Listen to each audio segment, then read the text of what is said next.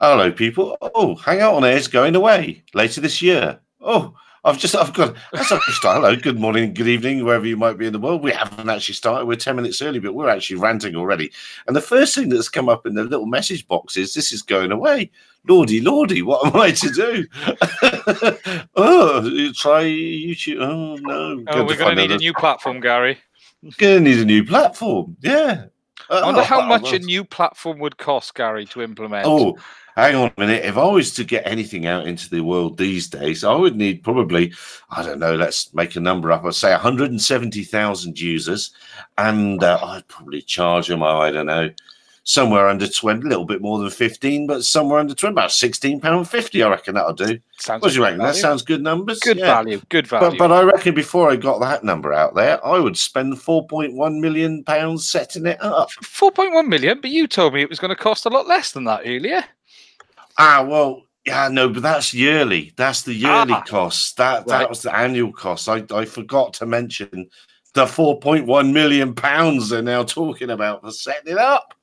I don't know. We started early in the year, and the main ranty protagonists aren't here, so maybe we can get some ranty protagonizing in before they start. But yeah, you know, I saw this in the week, and I've been away this week a little bit. I've just got, funny enough, got back an hour ago, and yeah, so we have a gentleman who appears to be involved in this on Twitter has said it's going to cost 4.1 million quid, and everyone's gone, hold on a minute. What? Sorry. A, who are you? And B, 4.1 million. What's this all about?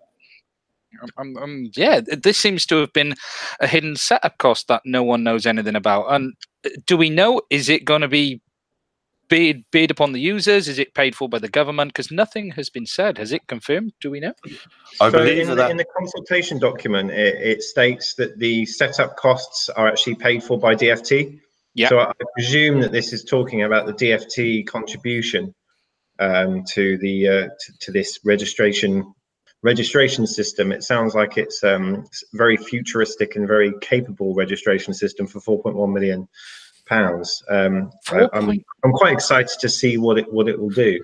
I wouldn't be shocked if about 3.9 million of that is consultation fees, because in anything like this, you know that someone is scraping a huge amount of money off the middle of this to be able to say, yeah, this is what you need to do. That's an extortionate amount of money. £4.1 million to set something up. Bloody hell, honestly. Well, why didn't my careers advisor tell me about being a consultant, and what can I do now to change that in my life? Because I'm plainly doing absolutely the wrong thing. I don't understand, because surely, all right, let's be very super naive about it. Surely you take, we're talking about 170,000 people. There must be half a dozen databases, or 200,000. Let's just to make it nice, around 200,000.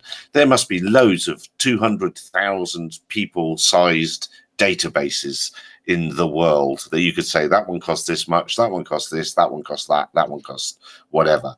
Surely it would be very easy to come up with an industry standard number for a 200,000 person database. You know, SAP could deliver that in minutes. You know, let's be honest, SAP, one of the world's largest companies, that's what they do for a living. Okay, CRM, customer relationship manager databases. This is right up their street. So there's an off-the-shelf product that can do this straightforward. Then you're talking a front end, which is the website and everything. But yeah, here's the man himself. Here's the man who will pick off about it. We've already started ranting. We were all pre-ranting, so we started anyway. And so none of your normal swearing and nonsense and your lottery numbers that you normally give us at this time before we start. We won't have any of that.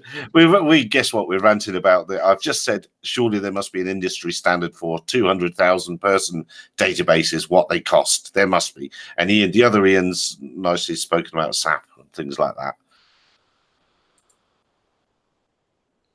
No, I was going to tempt him out, but we didn't tempt him out. Well, we talked about this before. I've done the freedom of information thing back this week, confirming it. The last database of a comparable size was the game database, which was actually run by the post office for the government. So they would have had counter staff dealings with that as well. And that came in at, it was about 300 and odd K per year. So if you add inflation to today's, to the latest year they had the calculations for, which is 2018, that would take it still to under 500K. So it's proof positive by the fact that you've got a licensing database that dealt with a similar number of users and at a considerably cheaper cost. And we are not worthy. Sorry, Ian. We are not worthy. We are joined by Simon Dale. Simon Dale, who has done so much for the industry. I cannot tell you how much he's done. Underappreciated. No one knows who he is. And no, they do. But you've done a lot, Simon. So thanks very much. And what an interesting time for you to join us on the Hangout. What an interesting world we live. We started early, 10 minutes early, because we were already ranting. So I just start. Pre-rant, pre-start, and we're bang on at the cost of this database and this magical £4.1 million. Come on down, the price is right. That I think, what's his name, Martin Robinson of AOPA UK was probably not supposed to tell us. True. I wonder if my microphone works. Does it work? It does. You're here. You're here. You're here. Well, thank you for having me. Well, it's only a pleasure. Here's Bruce coming along now. Bruce, we've started already. We're pre-ranting without you. How are you going, mate? Yeah, it's the UK. You won't have seen it, Bruce, because you're not on the Twitter sphere. But a chap called Martin Robinson in the UK, who is the AOPA UK main man, has revealed, and he probably shouldn't have done because he's on a finance committee, that they've already spent 4.1, yes, count them, 4.1 million Earth pounds on that database before even starting. And 2.8 million pounds is the cost of keeping it going every year. But correct me, have I got that right? Is that right? Yeah, that's right. Yes, 100% spot on. Yeah. It's not quite right, Gary. Isn't it? Projected costs for million. So it doesn't mean they've spent it yet. That could well change, I guess. Depends on whether they're going to be having some kind of quantum leap device attached to it or not. A flux capacitor attached to the back of it to ensure that they're able to go back in time and go after drone operators after they've committed crimes whilst not being registered. £4.1 million. Bloody hell. But £4.1 million to set up a server with a database running with a website. My only belief on this can only be there has to be consultant fees. Huge consultant fees. Massive extortionate consultant fees, because there's no way in hell it's going to cost that. I bet the sandwiches were really good. I bet the sandwiches were excellent. Buffet was outstanding. It had to have been. It must have been. So how are we going to stop this then? Is this not daylight robbery?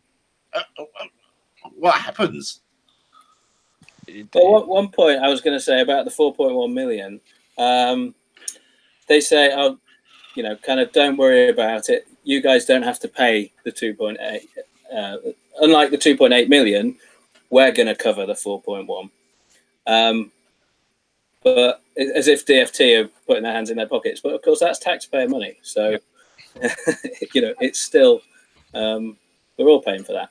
Yeah, it's our money. We've already paid. We've already given it to them. They've taken it off us before we've started, and we've had no say in how they've decided to use that. That's what's more concerning about this.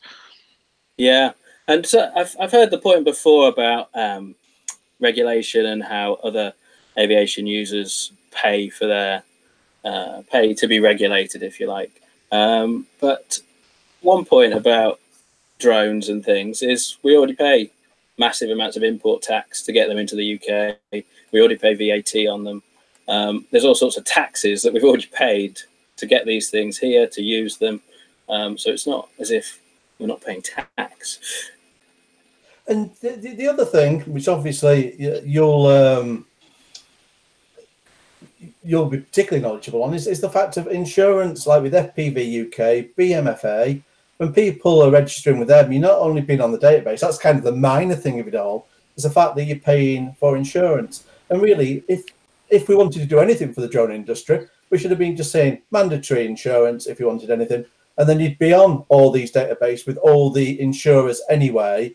And that's kind of both jobs done. We're here. really having a database is the least dealing with the safety and the consequences of it. Insurance is a far more important factor of that, and that doesn't even come into the equation. Yeah, that's a good point. Yeah. Have you got a quiz? No, we need to start using on Twitter. Let's create a hashtag for it. Yeah. I am on Twitter. I'm XJIT. XJIT is my Twitter name. No, you can't be. That belongs to a company. That doesn't belong to you. And I'm having a word with them. Yeah, I'm having a word with them. They can buy it off me. I got a big fancy press release today. I can't remember what it said. XJet announces something or other. I thought, bloody hell, he's got a press campaign now. It's some company. Yeah, you can book into my lounges. It's state of the art down there. Yeah, so I see, so I read. So you probably are on Twitter under XJet. I wonder how many people subscribe to that in an otherwise way. What was I going to say? I was going to say this Martin Robinson fellow. I was pretty annoyed when I saw these tweets last night, and I hadn't been drinking hard, but I did shut myself up and went to bed because otherwise I was going to overreact. But now he says in a later tweet that there is an RPAS representative on this finance committee. Now I'm wondering why that RPAS representative hasn't told the world about it, told us the extra news, and he hasn't responded yet as to who is that person. So do we know who that person is? So I think I'll have to divulge that information next week once I've spoken internally, but. I think we do have a representative. Our regulation director is on the FAC committee, and I don't know, was this tweet actually, although this guy was on the FAC committee, has this information come out through that? I think so. Has anyone else got any ideas about that? I mean, I've not heard it anywhere else because obviously everyone's been of this 2.8 million. So it was this tweet that appeared, and then obviously people said, well, where have you got this information from? This is obviously more than we realised. And he says, "Oh, I'm on the CAA committee." So that's how it came out. So obviously, it has. I've had it confirmed from someone else who sits on the same committee. Yeah, so it's genuine. So it's well, I'll pose the question and find out sort of whether it's true and stuff. Well, clearly it's true. We've had it from a couple of places now, but I think what's important, we kind of try and need to keep a slightly balanced side of this, because although I believe 4.1 million is absolutely outrageous, I've got no defense. There's no defense for that kind of figure. I can't think for the life of me where they would get that figure from. But I think calling it a database is a little bit sort of underselling it. I think what we're trying to see is more of an integration with UTM. This is what really we're trying to build here is a registration for UTM and all connected services for future transportation. I think that's the aim of the system like this, not just a database registering people's details. Having said that, let me just finish. Having said that, even so, 4.1 million is still crazy amounts of money. So I can understand it being more expensive than a database, but 4.1 million is incredibly more expensive than a database. That's just beyond anyone's imagination. So there is a little bit of balance, but not much. I think it is just outrageous how they can come up with that figure. I think really we should be, the taxpayers should be saying, can you give us a breakdown of where this money's going?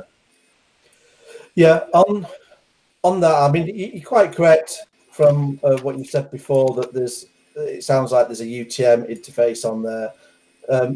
As you say, it does seem that it's an astronomical figure. I mean, given we know that the post office has run a similar sized system that was database and issuing licenses for under 500,000. You tag on to that the publicity around it. Again, hundreds of thousands, and then adding on the training database bit. I shouldn't imagine really that should be more than hundreds of thousands. And then you've got UTM, which really, if you're interfacing something, you just should be doing a REST API. That's standard developer fare. It shouldn't be difficult. You know, you'd be able to bundle that in at the price. And then the question is as well, how can simply having this system running on servers with just some support staff, you know, probably a project manager, some testers and developers if there's going to be future expansion, but all that, how can that be costing £2.8 million a year? You're thinking when things of that scale, you know, the CAA could have permanent staff to deliver something like that at a fraction of the price. But I think a lot of it is the CAA can keep saying, well, we only charge what the cost to us are. But that doesn't stop them contracting systems out to private companies that are making huge profits. Now, I don't know whether this is true or not, but what's being suggested is unless you had a turnover of over 4 million, you couldn't even tender in the first place for this system. So it'll be the big boys, and the big boys when they're looking at this, unless they're they're making £1 million profit out of it a year or something astronomical like that, they wouldn't even be interested. So I feel that's where the money's going. Yeah, I think we need to I don't think us moaning about it, it feels good for us now, and I think we need to have a little bit of a moan about it to go and make ourselves feel better. But it's not going to get us anywhere. I think what we need to do is actually, we need to raise this matter with the CAA, and we need to ask for a breakdown. Because that's the only way we can actually understand where these costs are being attributed to. Yeah. Because at the moment we can only speculate. There may be good reasons for it. I can't think for the life of me where that money could be going, but there could, there is a chance that there are good reasons for it. So I think what we need to do as an industry is ask for the data. Basically, once you've got good data, as I'm sure Simon Dow will agree with, then you can make informed decisions. I've got a freedom of information requested along those lines at the moment, although I'll probably end up going with the second one for a bit more detail, depending on the information that comes back. I think, it's an interesting point Ian made. They've got no incentive to do this on the cheap. That's probably the first thing to take into account in the sense of in-house. It's probably far easier for them on this to say, yeah, let's bundle it out to contract, because at the end of the day, we're not going to bear the costs. I think the UTM aspects of it is interesting.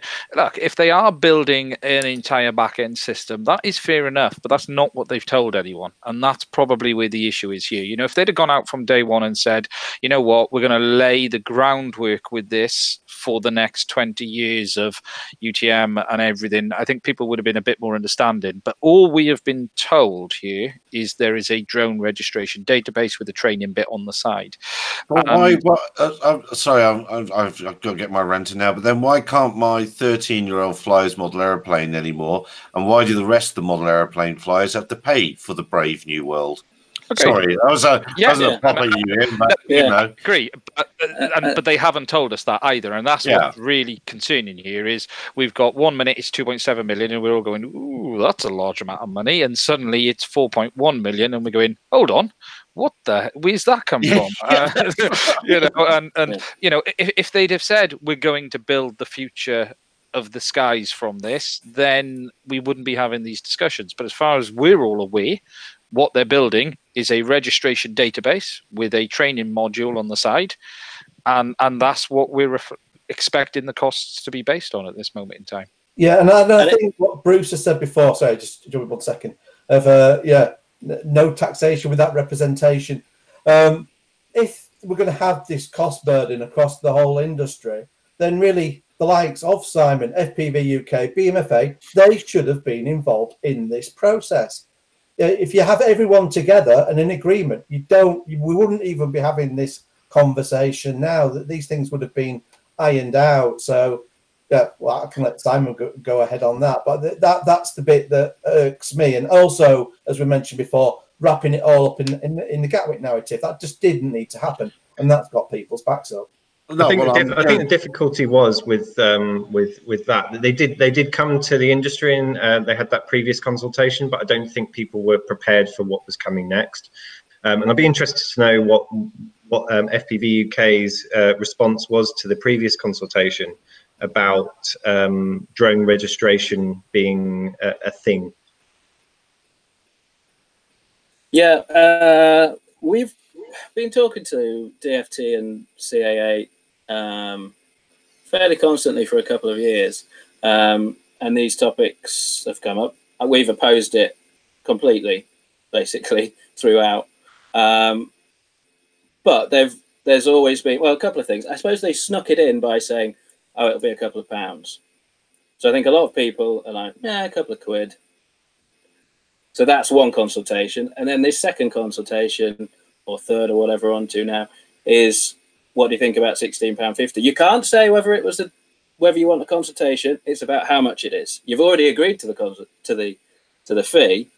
But of course, yeah, but people agreed to it when it was going to be a couple of pounds, not when it was going to be £16.50. But what they're delivering, they're calling it an MVP, minimum viable product.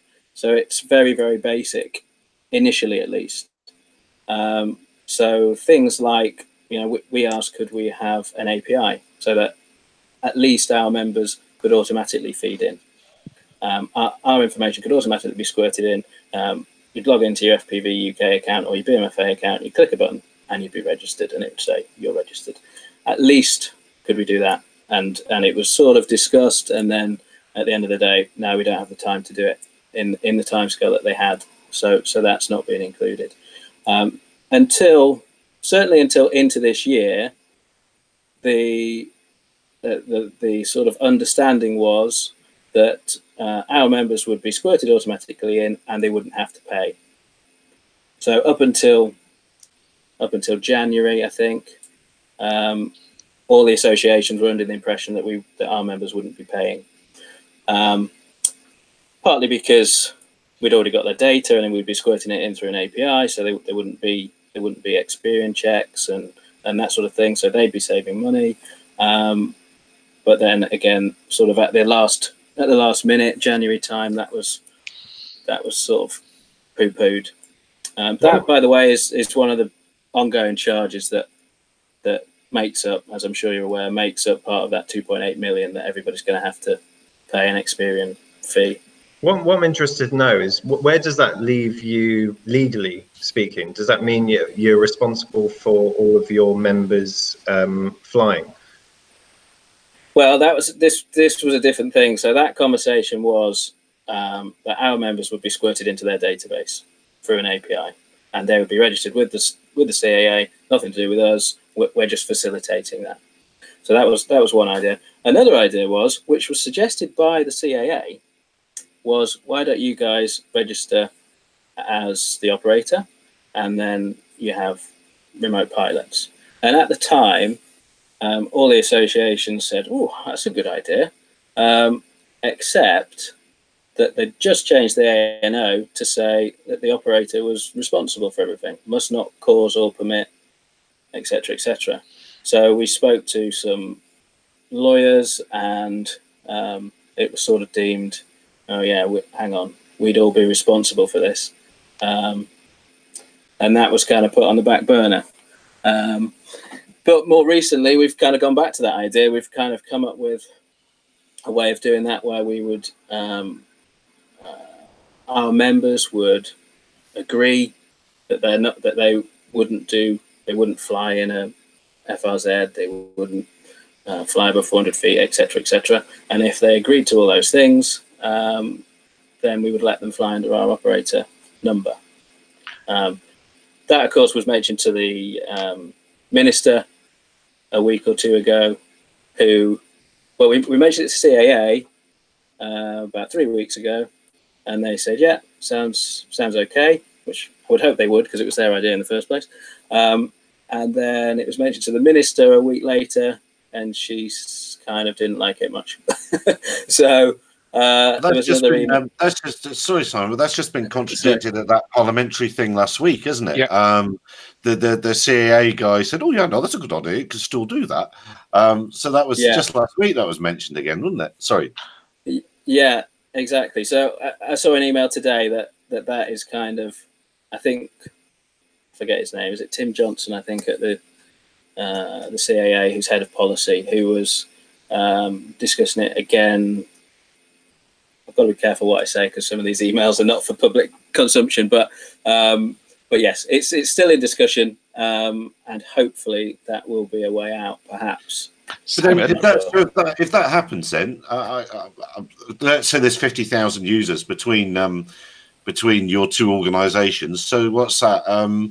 37 quid then. Thank you very much. Going into the 2.78 million pound ongoing. Well, it's funnier than that because actually they'll still be, because the way they've set up the pricing is that the operators pay the £16.50 and the remote pilots are free, and the Experian checks are subsidised by the operators paying for the remote pilots.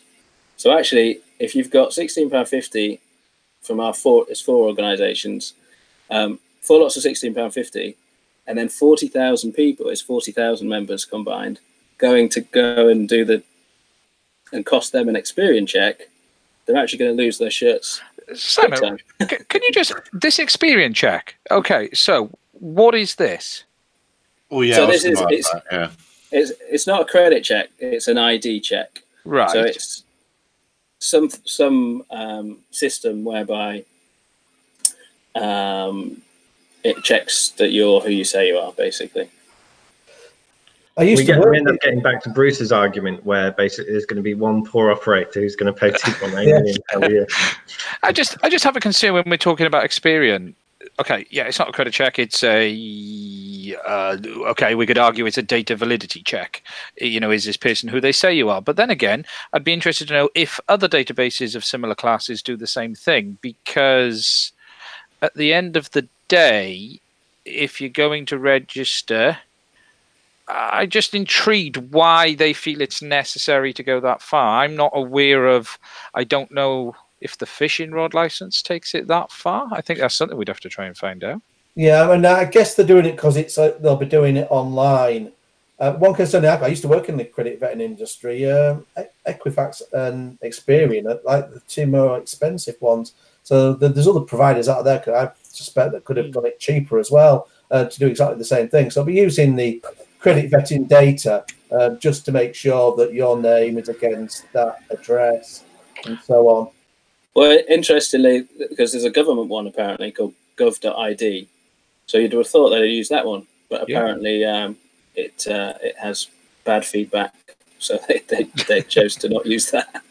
I mean, I'm just intrigued at that. What data they're specifically looking at. That's going to be an interesting one to do a freedom, your own data request on actually having joined. It'd be interesting to see what data they do hold on you, actually, once we've actually registered, because they'll be required to provide it under the DPA.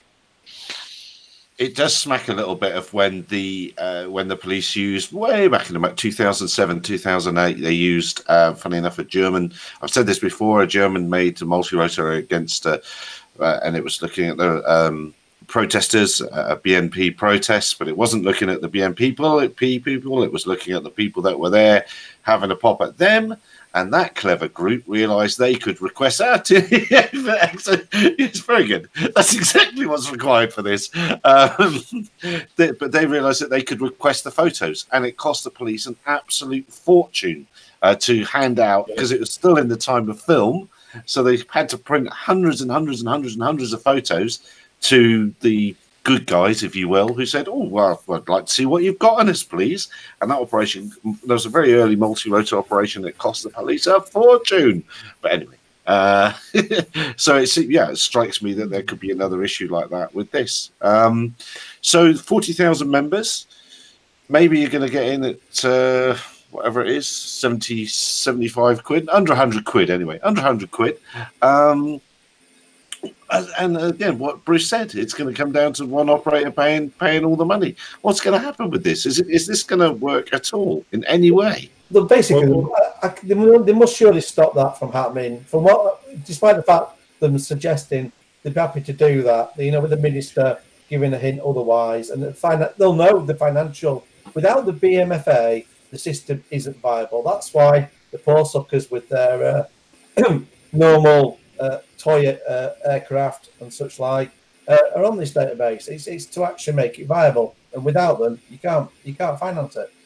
And if it's 40,000 members, what has to be said? What a brilliant response! So 1 in 4 people then responded of the memberships of these groups, because it was, as again our mole on the inside who said too much on Twitter, 11,115 people. 11,115 people actually responded. And I think, Simon, did I read that the CA had to put more staff on or something?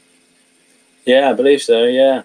Well, the figure when we were in the building at Gatwick was 9,500, and they said of that 2/3 were association members.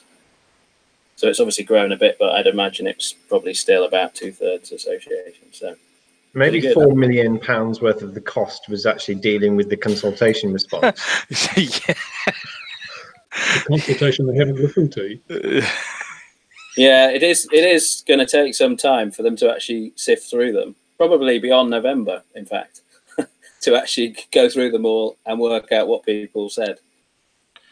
Well, time is moving on. We're going half an hour, but whilst we've got Simon here, we're going to talk to Simon about his great initiative, which is holding how do you want to describe it? I'm probably doing this wrong. I just say holding the feet to the fire of the air prox organization and debunking myths really about some of these air proxies that are out there. Fantastic job. I love it. I can't believe the negative stuff I'm seeing about it, but I'm beginning to learn to I'm just beginning to learn that there are just people out there that don't seem to want to be team players. Really? So tell any, but yeah. Yeah, I've seen a little bit. It's like, well, who do they think they are? What's this about? Air procs are right, and blah blah blah. Don't you know clients have outlets? You can't challenge them. I looked for my set earlier for a man from IOPA, just in case I send them this video. Yeah. So tell us about your sort of air procs organization. Yeah, well, first thing I suppose I should say is we changed the name, as you probably know, from the Flight Safety Board to AirProx Reality Check, partly because of some of the things you just said, that we thought perhaps it was, well, we had a little bit of feedback that it was putting people's backs up, that who do you think you are? What is this board?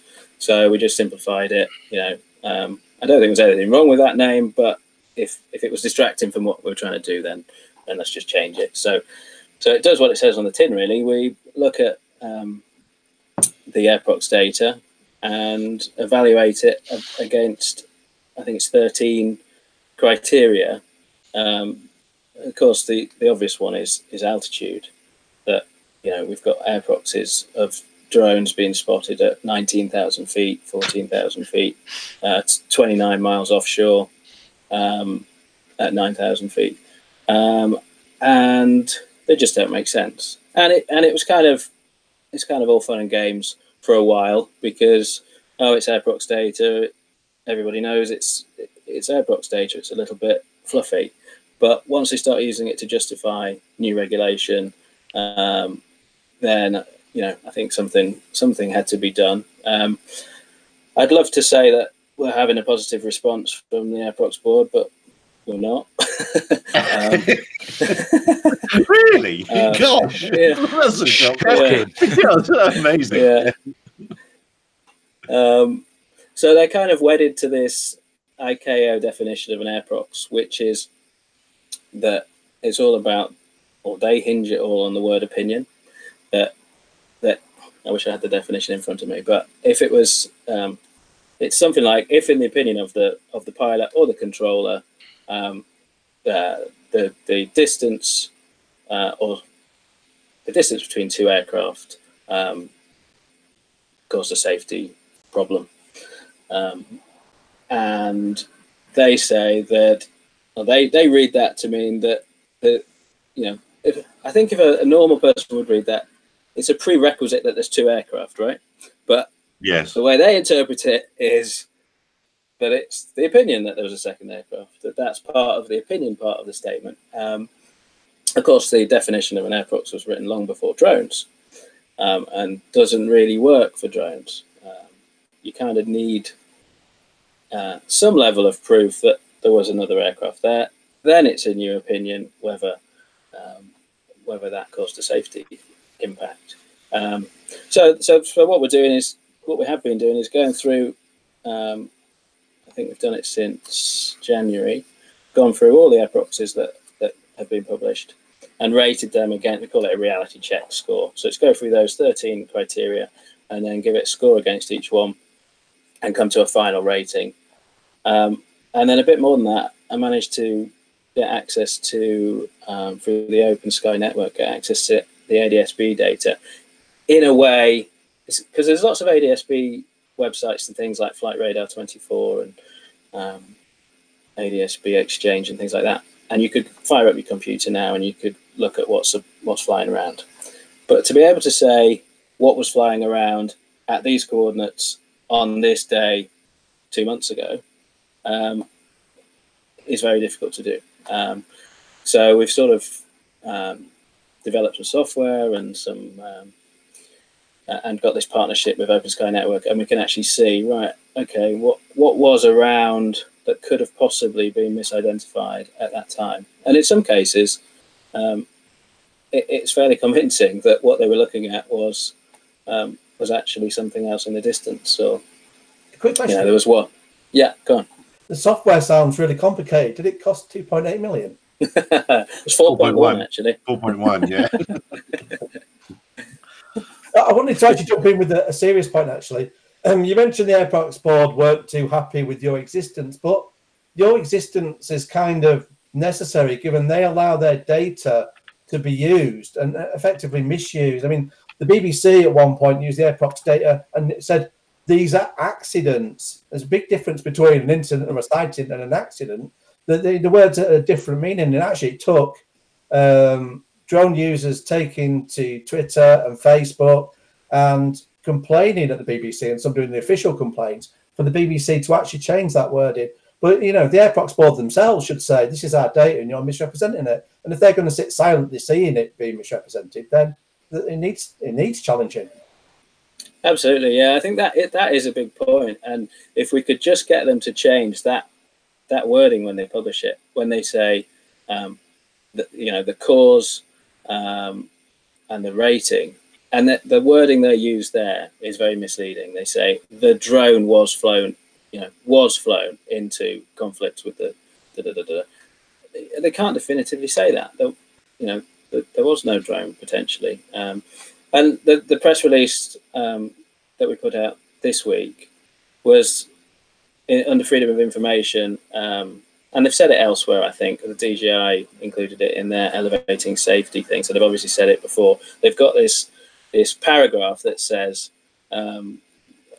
how they define how they would classify an Airprox as a drone Airprox, and they say it's a pragmatic approach, and they say if the person reporting mentions the number of rotors or can recognize a particular type, then they would, for example, call it a drone Airprox. Whereas if it's more generic, for instance, they say a rectangular object or something like that, then they would classify it as unknown object. Whereas actually, I've been through all the ones that are in the current format, which is 216 to today. They're supposed to release their new ones around about now, but up until today, it's 216, and I think it's 187. It was 80, just over 80% were misclassified by their own sort of definition. So it's a little bit hard to, banging your head against the brick wall, really, that even when the pilot wasn't sure and has clearly said, then they still classify it as a drone. I think from our passer's position, sort of we're caught in a little bit in the middle here, because commercial drone operators want to be seen as aircraft as much as they do as a hobby. We're not a hobby in the sense that FPV UK is, but we're kind of wanting to be seen as a professional outfit. So it kind of puts us in a bit of a difficult position. But I completely understand the kind of angle which you're coming at it from. I don't think you necessarily think that all of these Airproxes are incorrect. Is that right? Yeah, absolutely right. Yeah, we just insert a level of reality, and there must be a percentage that that are genuine. Oh, and it's also important to say we're not calling anybody a liar. You know, there's lots of research about perception, and these two things are not video cameras.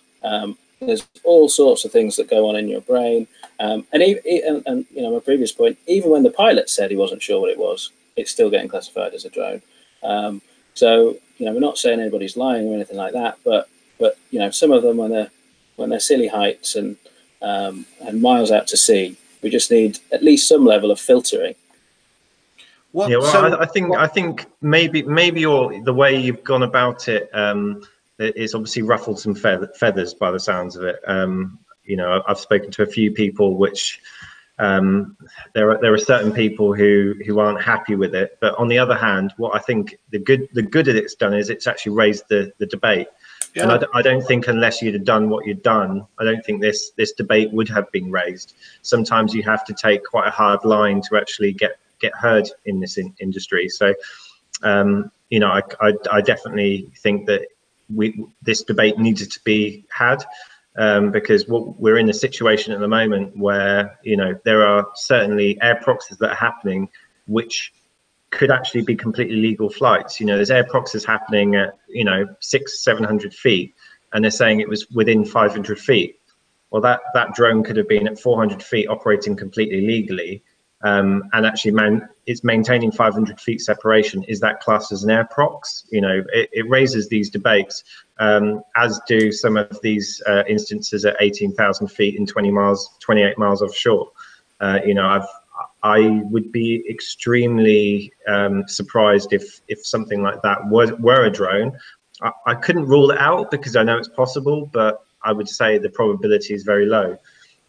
So, you know, we've got all of these different scenarios, and I think what we need is better data on this subject. And you know, it needs to be reformed, because at the moment we're using an air prox reporting mechanism which wasn't developed for a drone-based era. It was developed for a manned aviation era. So, you know, clearly we need to go and change the way that's happening. And I think Steve Ford from the Air Prox Board is open to that. You know, from what I've been hearing, he is open to sort of reviewing this process. And I think his angle on it is he wants to see the best data out there. So I think we want, you know, within our groups, we want to work with him and try and help him to come up with better data so that we can inform the industry in a better way. And that's kind of our angle on things. We're sort of more about trying to improve the data, trying to get the, you know, true reality of what the situation is. But from listening to airline pilots as well, something that maybe we've not considered, which I was probably more on your side than I was on the sort of aviation side to begin with, but I'm sort of more central now, is actually there's probably a lot of air proxies that pilots haven't seen. So, you know, when an aircraft is flying around, how easy is it to actually see a drone? And so, you know, although we're saying that there's going to be a proportion of those air proxies which probably aren't actually air proxies of drones, and they might just be an unidentified object like a balloon or something like that, there's probably also a proportion of air proxies with drones that haven't actually been seen in the first place. So I think we need to consider that as well and try and have a sort of balanced view on this, and just basically try and get the best data that we can, because without good data, you're going to make poor decisions. Well, it's really easy, isn't it? You just mandate that all manned aircraft are fitted full ADS-B, and we can see them and get out of the way. Then we can see them and get out of the way for about $5. Simple. So it's easy. I don't know what the problem is. Then the Air Prox Board have got all the fantastic data they need, or FLARMs or something. It's not hard. It's easy. How hard can this be? Sorry. Don't forget dash cams on airliners. That would make a big difference, wouldn't it? Yeah, absolutely. And it's being mentioned in the comments is this Balpa letter. I keep hearing rumours of this Balpa letter. And if Balpa really did send out a letter to the members saying, should you see anything, make sure, even if you're unsure, make sure you use the word drone. If that really happened, I need to see that letter. I'm not convinced it's really out there, but because that would be super damning evidence. And I think from what I remember of Blue Flyers at North Holt, and from what I remember of the Air Prox Board back in the day, was they were quite frightened of using the word the term UFO, because back in the 80s when I was in the Air Force, UFO was a big thing. So if they could drop the word UFO and put the word drone in, oh yeah, well, thanks very much, we don't have to use that anymore. Well, let's use that. There's a couple of points here. So like this supposed letter that's been going around, I don't know if you've seen the drone identification chart, where it's got a picture of different types of birds and things like that, and it calls them a drone. I think, and from what I've heard, it's that's been going round within the pilot community, and I think potentially it might have been a joke. So I can't think for the life of me, you know, knowing sort of a few people within BALPA and some airline pilots myself, I don't think, I would be very, very surprised if BALPA put out a policy statement saying, if you see a drone or if you see anything, call it a drone, because that would just be, you know, that would just be suicide. I don't know. They are never going to put it on a bit of paper. Are they going to stand up in a room full of pilots? That's a different scenario, and a very different scenario. Because you've got to ask yourself, I mean, why is it that right through till till about 10 years ago, there were regular reports of unidentified flying objects by pilots, and this was before drones. So there was something out there, they were seeing unidentified flying objects. Since drones have become a thing, well, suddenly only the Irish see UFOs in the skies, only Irish pilots see UFOs. So is it just coincidence that suddenly all these unidentified objects have become drones, or is it simply that now they're just being reported as drones? Look at the evidence, look at the facts. Obviously there's a huge skew in the reporting, or we'd still have the same level of unidentified objects being reported as was being reported a decade ago. I have heard within the CAA that they are aware of the fact that unidentified objects have been reported less. So that is something that the CAA are aware of. And so I don't think, you know, I think the CAA aren't stupid. You know, they've been doing this for God knows how many years. Although you may dispute that when you look at the 4.1 million. But you know, they do take statistics into account, and their prerogative is all about safety. So I don't. Although the statistics are wrong, I think really what the problem is the way that the media reports on it. It's not necessarily the way that the CAA or the DFT actually perceive these figures. I think they do sort of look at the data and they do try and understand. Well, I think you've got a perfect machine going round in a circle, which is the Airprox board produce their facts, which are presented as facts. The media publish those facts as facts. And even more so, if you read the way it's done, you know, the report, the UK Airprox Board's report concluded. I mean, it makes it sound like it's a 20-page document that they've produced, and they've got radar, and they've got camera footage, and they've got everything. No, it's like, you know, it's one paragraph on the UKAB website, but it's in the press nonetheless, and then that affects people. That affects human beings. And that includes pilots, that includes cabin crew, that includes controllers. So you've got this sort of building feeling, and then when you do see something, and don't forget, a lot of these mentioned that it was the cabin crew who saw it, or even a passenger. You saw a flash, you saw something. Oh, it's a drone. It's a drone. Confirmation bias, it's in your mind. Your mate saw one, your colleague in the break room at your airline saw one. And unlike a UFO where you had a bit of a stigma, I don't want to report a UFO because they might think I'm mad and I might lose my pilot's license. It's de rigueur now. De rigueur. It's fashionable. It's I saw one too. Yeah. Well, this is the point. This is the point I actually made to a member of BALPA. I was talking to a guy, and he was sort of saying, well, there's clearly a trend between the rise of drones and the rise of Airprox reports. I also did mention that there's also a rise in the fear of drones, and just like people who believe in ghosts see more ghosts than those who don't, people who believe in drone incursions will potentially see more drone incursions as well. So, you know, I'm not saying that pilots are going to be doing it deliberately necessarily, but I think potentially the psychology of it can lead people to misidentify objects. Yeah. And as has been seen in some of the supposed impacts or collisions that have occurred, which have been proven to be false, pilots can get it wrong. You know, it's fact now that pilots can get this information wrong. They can see an object that wasn't there, and they can think that an object was a drone when it wasn't. So I think we've got evidence to believe that it is possible for pilots to get this information wrong. So we can't necessarily rely on them. We have to kind of believe them to some extent, but we also need to then classify them appropriately based on the probability and likelihood. Yeah, and just on your other point about the DFT are clever enough to take on statistics, and CAA is actually what you said. Somebody quite senior at the DFT who used to be in charge of drones said to me, yes, but we have to be seen to be doing something. The minister has to be seen to be doing something. Even if they know the data is faulty, the media perception is that there's a problem. So the minister, who wants to be re-elected, has to be seen to be doing something about it.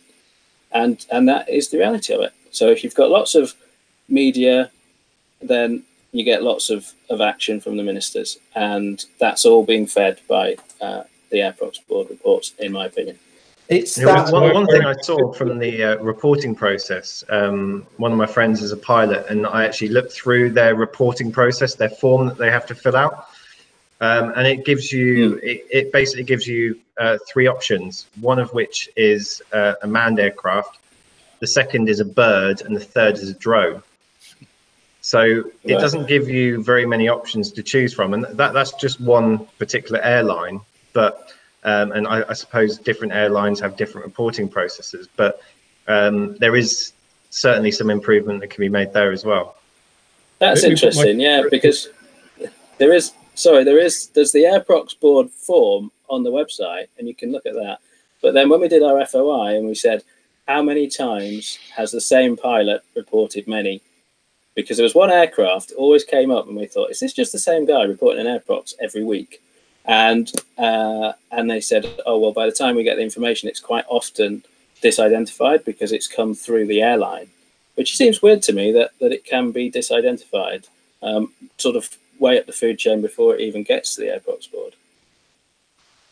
I mean, that kind of, there's all sorts of potential problems there where the airlines could just be putting in their own. But anyway, it's almost like you, as an organisation, could generate some forms and start handing in incidents in the thousands of low-flying aircraft. For instance, perhaps you could do that, and who needs to check that it's valid? I did notice that this week, Apache flight path over Essex hotspot raises concerns, and this is the media pulling up stories from Apache helicopter flights in Essex. And the UK Airprox board is mentioned in that, and so they've generated a story as exactly as you say, of a couple of lines on the thing. Incidents involved Apaches from Watersham Airfield in Suffolk and a light aircraft.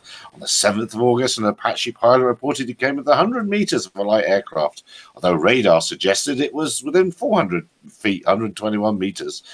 Blah blah.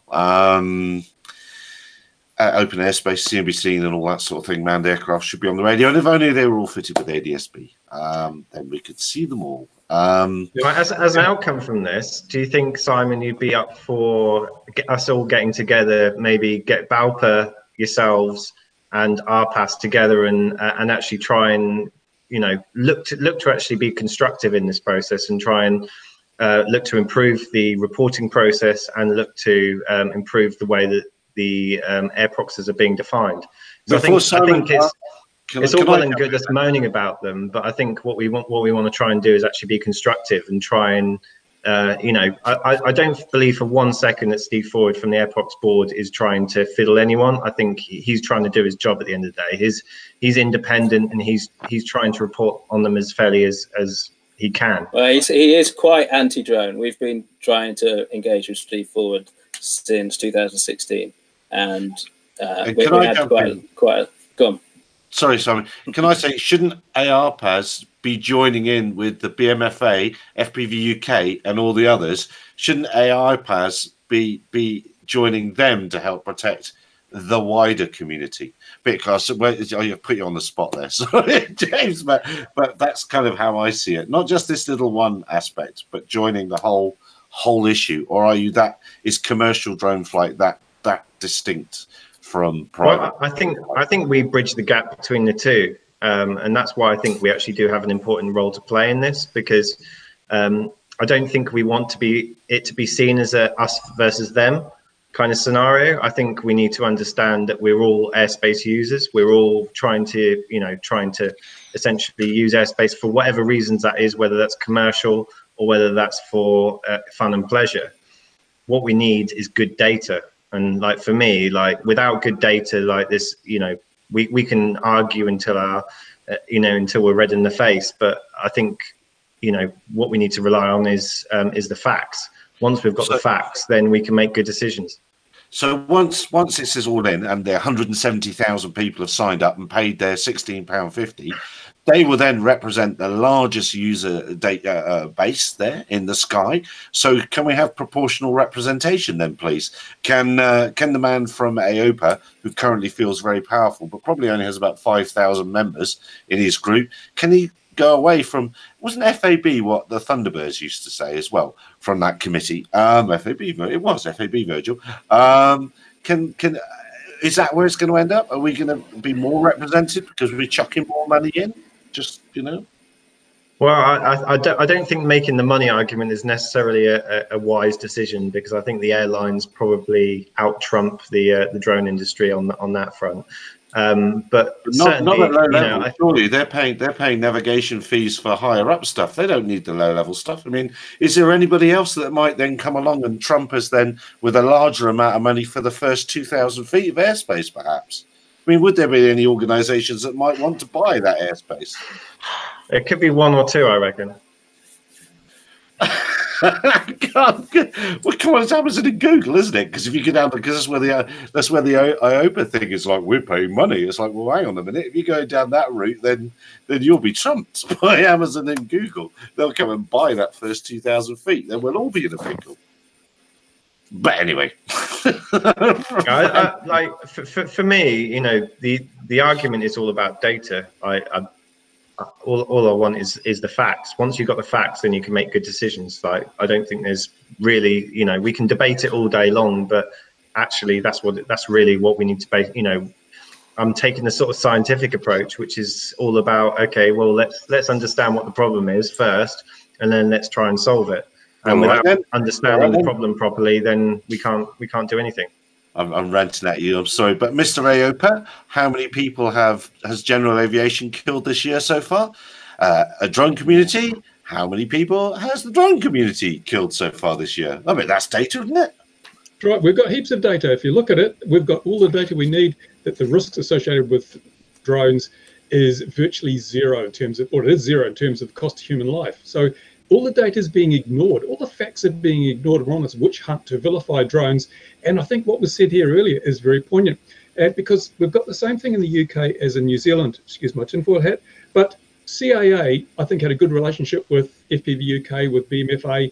But what's happened? Well, the government has needed to be seen to be doing something. So when CAA probably didn't want to cooperate so much with the government, because they are aware of the facts, they're aware they had a good relationship with the hobby bodies. So the government transferred it to DFT, because the DFT is more pliable. They can control them better. So it's not CAA that's the problem, either in the UK or in New Zealand. It's the government and the ignorance or the agenda of ministers. And my tinfoil hat's on for a very good reason, because I think you've all seen the video from Hong Kong this week, which showed just how powerful drones and private ownership can be when it comes to matters of political importance. The official news reports out of Hong Kong said that 200,000 protesters marched in the streets to protest the bill that was before them.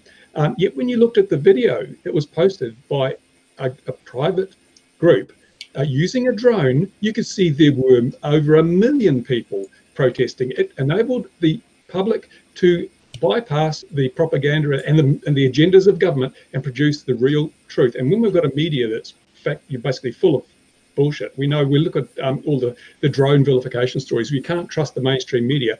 Perhaps the only source of really independent, objective reporting is the individual with his drone, and the government can't tolerate that, because that sidelines all their carefully organised plans to present information in a certain way. So they need to, first of all, get everyone on a register, like a sex offender. Hey, let's make them all register so we know who they are.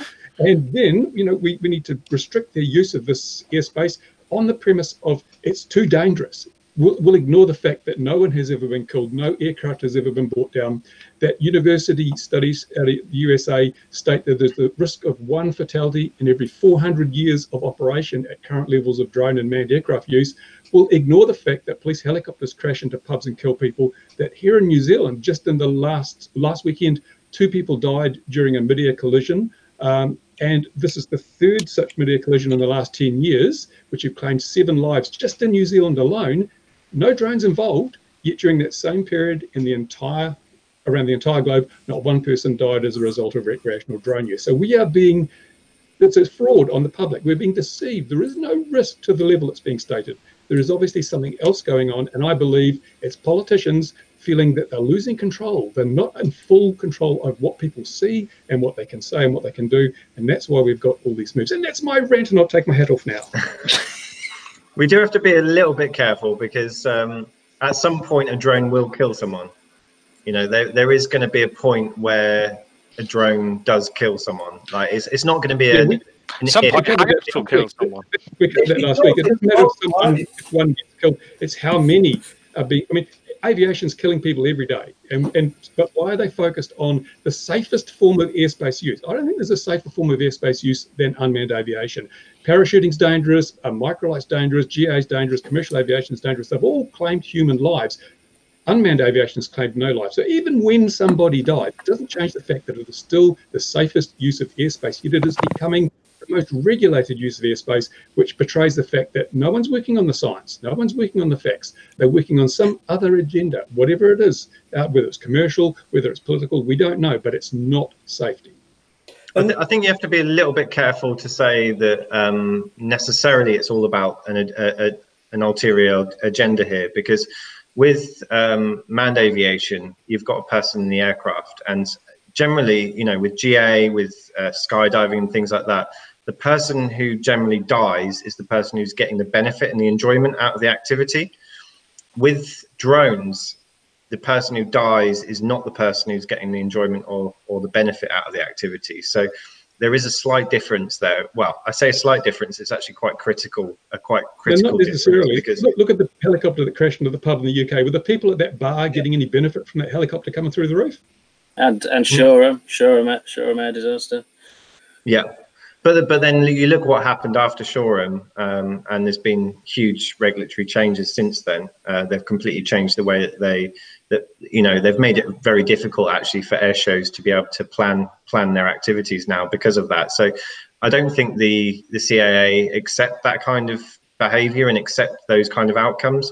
I think their prerogative is about trying to essentially eliminate risk wherever possible.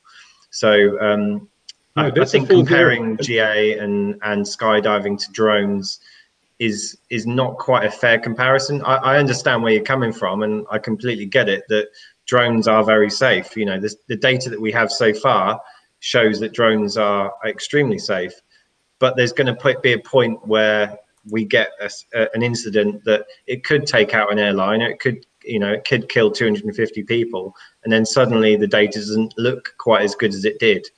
And then we're on the wrong side of the line. So do we want to get into that situation, or do we want to try and avoid that and stay on the right side of the line? It's a fool's errand to try and eliminate risk. You can't do it. All you can do is manage risk. Everyone that knows about risk realizes you can only manage risk. And if you've got limited resources like CAA and the government, do you focus on the tiny risk and spend all your efforts and times trying to make that risk smaller, or do you focus on the bigger risks that are claiming lives every day and thereby save far more in the way of human life? I think intelligent people would say, let's focus on the iceberg coming through the side of the Titanic rather than mopping up the drink spill on the bar. That's what you've got to do.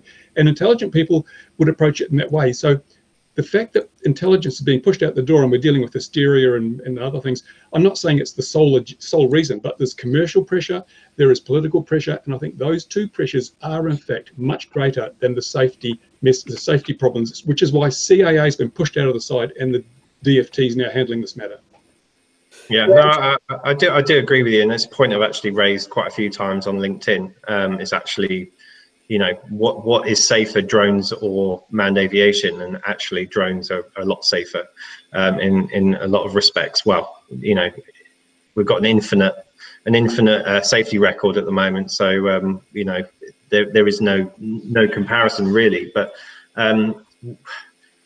what are we actually trying to stop? You know, what regulation? You know, I'm interested to know, because Simon raised earlier that, you know, what we don't want is regulations being forced upon us due to safety.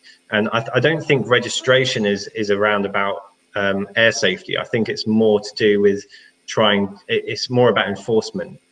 There's a lot of people out there at the moment operating, and you know, no disrespect to FPV racers, but quite often FPV flyers do break the law. You know, you're not allowed to fly within 50 meters of a building. You're not allowed to fly within 50 meters of a person. So there are situations where I think drone flyers, and I'm not just trying to like target you specifically, but there are situations where drone flyers aren't following the laws. So I think the registration thing is about trying to bring accountability to drone flyers. Rightly or wrongly, you know, from a safety perspective, we are still very safe. To be first, Bruce, on this, I mean, first of all, the 250 is not included anyway, so that's still true regardless of this database. And I think there's too much obsessing on and saying, and I'm afraid it's mainly that I hear it from our past members for years. There will be a drone death. You know, there'll be, before it was to be a couple of years' time, and that hasn't happened. Now, we've had several years of drones flying, and in that time, they've actually got safer and safer and safer and lighter and lighter and lighter. So the odds are, if there was actually anyone killed, it's far more likely to be a commercial operator because they fly bigger rigs. And I very much doubt that RPAS will be running in straight to the DFT and saying, commercial operators killed someone, give us some legislation now. Let's do something about it. What you'd be doing is you'd be doing the same argument we're doing here now of saying, statistically, it's very rare. It was a freak accident. It's a very safe industry. So I think if we're always obsessing and saying there is going to be something that may never happen, and it's far less likely to happen now than all the several years past history that we've had, I think we can get, you know, certainly too caught up in that, and we certainly shouldn't be saying, oh well, we've got to allow legislation through, because if we don't, we'll invite loads more when something might happen in the future. Yeah, and the other thing is, this it's also dangerous to fly within 50 feet of people or buildings. Well, how come I'm allowed to walk down the footpath on the high street and we've got 1-ton vehicles passing within a couple of feet of me at 50 miles an hour? If it's at 30 miles an hour, if it's so dangerous to be close to a 600-gram drone, how can we get so close to cars? And people get killed. They get hit by cars every day of the week and killed. But that's an acceptable risk. But we can't have someone flying a drone within 50 foot of somebody else, even if they're just hovering. As I say, the whole risk thing has been completely overstated. As for registration, how would registration have helped the Gatwick situation, do you think? It wouldn't. I don't think it would have helped the Gatwick situation. I think what it helps to do is it helps those situations, like go on YouTube, and you will find countless videos of people flying in central London, right over people. You know, there are hundreds of videos of people flying irresponsibly, and you know, I know commercial operators who have reported this stuff to the police, and nothing gets done about it. You know, even if you give them the full hard facts, you give them the video of it happening, the police aren't enforcing it already. So I think for me, actually, enforcement needs to, if we're so worried about safety regarding drones, we need enforcement to increase, and we need the police to actually, you know, come down on people when they're presented with cold hard facts. Okay. You know, the community is is almost handing these people into the police, and the police are like, well, we've got higher priorities. So actually what would be quite interesting would be a freedom of information request to the police force to go and say, how many times have you been have you had someone being reported as breaking the drone rules, and how many times have you actually enforced and prosecuted those people, and what were the reasons why you didn't prosecute them? Because if they turn around and they go and say, well, it wasn't a high priority for us, then that says something, surely, doesn't it? Can I jump? I'm gonna hold on a minute. Registration is not going to change one single thing on anybody flying dangerously. They're putting the videos on YouTube anyway. They're not going to put their ID on the back of the back of the camera, as you can see it in footage or anything like that. Registration will not change people breaking the law. It will not stop people doing what they're doing today. All it will do is force the legal guys to do it, because that's what we do. We are legal because we want to be. So we're going to register. We might not like it. 16.50 quid. We're going to have to bloody do it. Most of us will do it because we don't want the hassle of not doing it. The guys who don't give a toss will still not give a toss, fly in a dangerous manner, and do the same things today they've been doing always. And, you know, if the police registration isn't going to give the police any more time to investigate, it's not going to give them any more ability to turn up. They can't turn up when my car gets hit outside my house by some twat, let alone anybody else up the road. All registration is going to do is put a target on genuine operators' heads. We had at Gatwick, they knocked on the door of an innocent guy because he was known. If this was a year from now and he had registered, he would have still been knocked on the door. I understand what you're saying, James, but registration will not change what is already happening, because people will do it anyway. They don't care. Now, we also have to separate from what we know is flying illegally to dangerous flying, because just because someone is flying illegally doesn't mean it's dangerous. There are many things we all do daily that are illegal. Okay, we can probably all hold our hands up by breaking the law, speeding. We've all crossed somewhere we shouldn't have done. So we have to separate what is illegal, what is dangerous, and what is actually bad for the industry. We can all sit on our soapboxes and say, yeah, that guy's bad.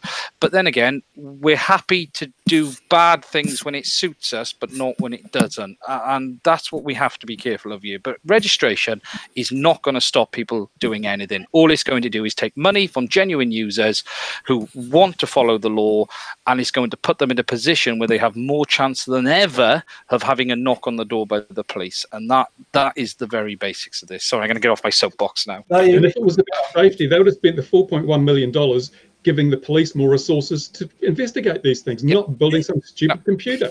You could have had a dedicated team. It could have been a national team that go out to all of these calls, taking the workload off the local force. They could just, in fact, you could just sit them in front of YouTube and say, go through these, and they could rack up an entire load. Because, frankly, the police, they don't even need to do anything more than a caution. For them, that's still crime solved, job done. And it still gives someone enough of a scare where they'll think, actually, I won't do that again, because it's still counted as you pleading guilty to a criminal offence in effect. And, you know, potentially it could still lose you work from that being there on your record. So, yeah, that's quite right. With that kind of money, you could have done exactly that. You could have actually done something about it where that would have had far more impact. And then that makes people as well, they're far more then willing to register, because they say, well, wait a minute, we have got a fair system, because if you break the rules, you get dealt with. And if you act responsibly, then you're not going to get the police. I think three things here. Like, so the first one, registration isn't about trying to stop people from doing things that they're not meant to. What it's doing is it's basically removing the excuse that they don't know what the rules are. So I think the whole point of registration is to say that every single person who's registered, the only thing you need to know as a drone operator or a hobbyist flyer or whatever is that you need to register. Once you've registered, there is no reason for you not to know what the rules are. So I think that's the first point. Once you know what the rules are, though, the police then need to enforce it. And there's no point us having all of these new regulations coming out if the police clearly are not enforcing what the current regulations are. You know, as in these AirProx reports, how many times have the police been called to the location of the AirProx report and actually try to investigate to see who it was who was causing that air prox. Because clearly, if there would have been a police officer in the area, they may, if they had a mobile, whatever that aeroscope thing is, if they had a mobile aeroscope in the back of their van, they might quite easily be able to find out actually who it was who caused that air prox, and then arrest them for causing the offence. So clearly we need better enforcement, because without enforcement there's no point in having rules. And the third thing, which is actually in defence of Simon and the FPVers, is the new EASA regulations have come out quite recently, and those will actually make a lot of the flights that are currently illegal legal. Because what we're going to find is that the sub 250, there is actually no distance limit. The limit is as long as it is safe to do so.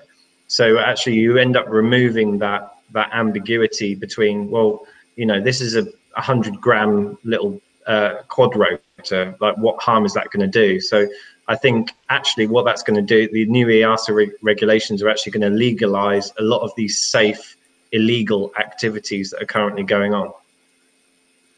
Yeah, I mean, we have, every time we meet the CAA, we always agree that FPV racing is the safest activity there is, because you've got people who come to a field for a race. They're all briefed by Marshal. They're only allowed to fly for their 5 or 10 minutes under Marshal's orders. It's a cordoned off area. You've got Marshals that, you know, it couldn't be safer. They never go above 100 feet. There is no safer aviation activity. So yeah, drone racing is very safe. But also this might lead to some of the kind of, I suppose, the defense from you guys. You kind of like, well, you know, all of these drone incursions at, you know, 8,000 feet or whatever, like from your perspective, you're only flying at like 30 foot off the ground at most a lot of the time. So from your perspectives, you're kind of like, you don't believe these kind of incidents because you know, you guys are flying so low. But what we have to understand is there are some people within the hobbyist community, I think more than other communities, who do have these altitude flights to try and test how high they can go. And, you know, go on YouTube, look for altitude flights. You'll see countless of these videos on YouTube with people trying to get up to 17, 18,000 feet. You know, these incidents do happen. I'm not saying that they happen very regularly. They're very some of them are definitely fake. I've been through this with CAA. You look at the size of the buildings, and it's like I was flying today in GA, and we've taken footage and looked at the size of the buildings, and you've looked at some guy who's claiming he was at 3,000 meters, and you're like, hang on, your houses are much bigger than mine were when I was half your height. So some of them aren't even real. And don't forget, people put things on YouTube for ego and for hits, payment. Yeah, you get AdSense. So if you can have a video go viral, you know, there is an incentive there, is what I'm saying. So I mean, I'm sure some of them are real. I'm not sure. Certainly with our AirProx reality check system, with altitude, we have several levels. We have, I think the first one's 400 feet. So if it's 400 feet or less, then it's perfectly achievable by anyone. It's legal. There's nothing to stop anybody doing it. Above 400 on a DJI, 121 meters on a DJI, you'll get a warning. I think on a unique, it's a hard limit. Now people the drone could physically still get there if it wasn't for sort of software limits. So we sort of mark you down by half a point if it's above 400.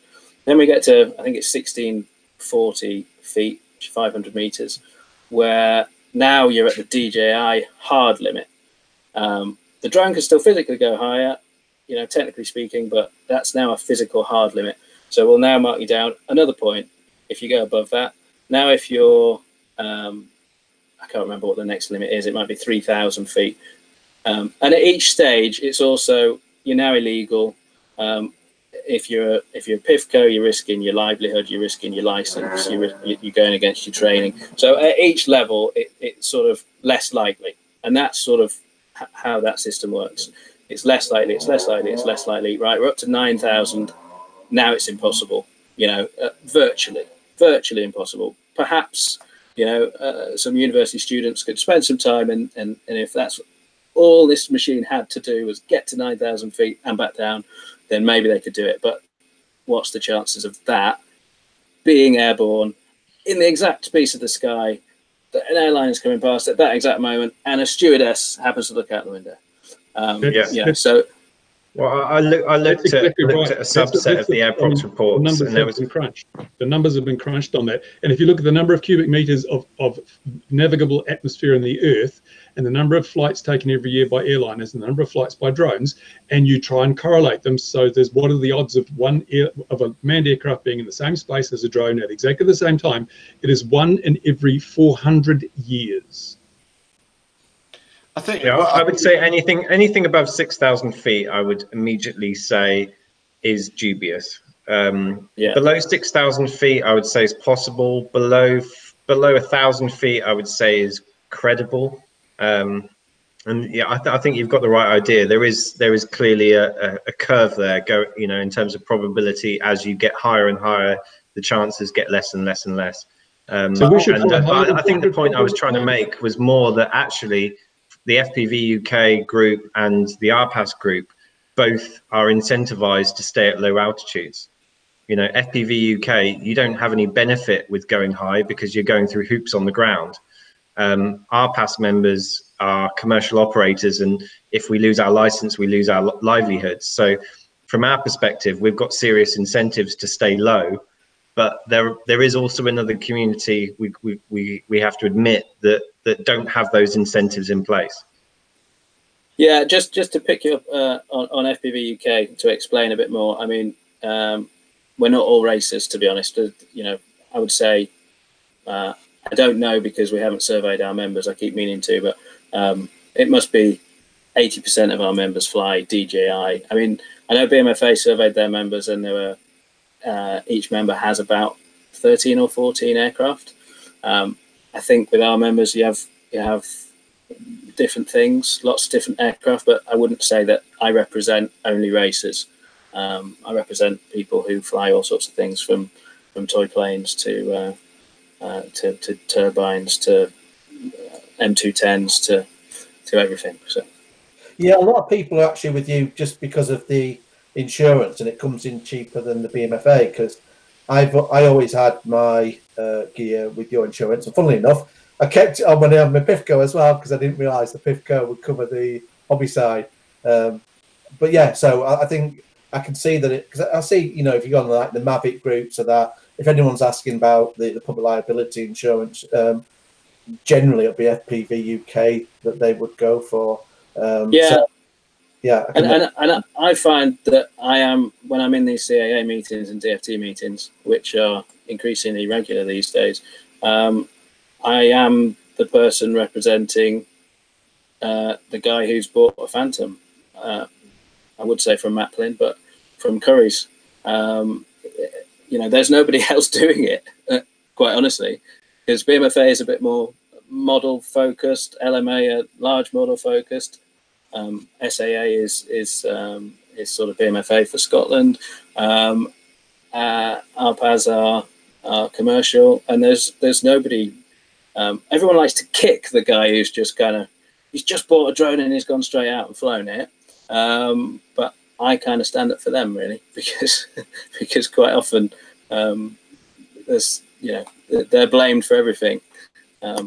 And I think if someone's actually getting insurance, that says to me straight away they've got a level head on them, and they're wanting responsibility, because you're effectively paying money out of your pocket to be insured, and you wouldn't do that unless your intent to be responsible. So that goes back to the comments earlier around you can be illegal, because the way that the law's written, the 150 metre rule, especially in the UK, makes it so many flights just by default that hobbyists have would be deemed illegal, but they're not necessarily unsafe, because a lot of people still be there in a field doing no harm to anyone. But if you were to count the distance where they came into land and so on, they would fall foul of that. Because I know a lot of people Certainly here in Bradford, Queensbury is a very popular area because it's lots of fields, it's high up. So a lot of people there will go down with the drones or fly. They've got the FPVUK insurance, but the takeoff point, it's with 150 meters residential, but they don't fly that way. They fly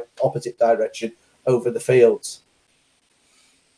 I think the bottom line, I think the bottom line is, I think as a group, all of us would welcome better enforcement. But we've said that for 2 years.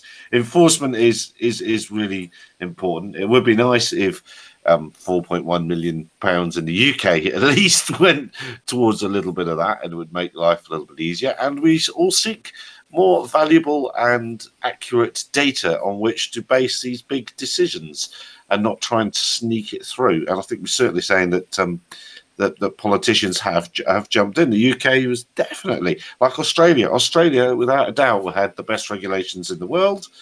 And their politicians have started climbing in.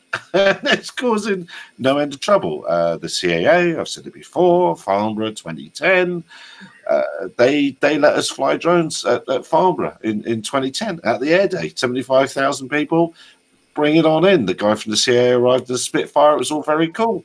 I'm not so sure it happens anymore like that. The CAA were definitely on team 10 years ago, definitely. Following on from your enforcement thing, I don't want to go fully through it, but I'll just show you quickly one of the freedom of information, because whilst we've been chatting, I've been looking at my most recent one. So I'll just do a screen share, because this was a bit funny, because this had come about actually because the local newspaper was trying to do a story on. So I don't see if you can see this one, but here again, these are the stats. So they're very tiny. So for whole of West Yorkshire, representing well over 2 million people, we get about 135 reports about drones per year, far less than throwing snowballs, massively less than fireworks. Now, here again, you see a report. So basically, 3 white males were seen near a burglary. 1 was carrying a drone in his hand. So that has been counted as a drone report. 3 lads, 1 of them carrying a drone in his hands. And that's the thing we're seeing. And if you look for many of the others, it's a drone was seen flying from my house. So it's not said it's done out. There's others here where they found a drone in the garden, where it's done a low battery warning, and it's happened to go down. So it's not managed to get all the way back home. So again, the vast majority of people that have concerned because they've read the papers that said you got to fear drones, so call the police, but it's still incredibly small numbers. And as you mentioned on enforcement, we've got small numbers in that last year the equivalent of the CPS for Scotland was 0 prosecutions, Northern Ireland 0, UK less than 5, and I've still got me freedom of information escalated on that to say, can you give us something more than less than 5? But yeah, it just shows how small the prosecutions are. So I'm willing to say here now, so you can hold me to this next year, that once these new regulations go in, I would still bet the CPS will be less than 10 for the year, and if not, I will eat my underpants on air. Oh, come on, let's go out there and get those incidents up there. This is going viral, isn't it? Well, from my experience as well, though, when you're flying a drone, like my old company I used to work for, we used to fly in central London all the time, and people would not have a clue that there was a drone up in the sky. You'd get occasionally 1 or 2 people notice it, but actually most of the time people aren't looking up in the sky, they're looking in front of them so they're not tripping over people. So I would say that the amount of reportings is actually a lot lower than if someone is flying illegally, how often will they be reported? But I mean, you could hear drones unless someone's really high up. It is going to be seen and be reported. And I think it's interesting as well that the stats actually aren't going up. Funnily enough, locally, last year it went down. Well, the newspaper, to get the story, still did a story on drone complaints going up, because what they did was they counted a number of years since about 2014. So they just go back to when there was no drones and just say, well, this year it's much higher than it was several years ago.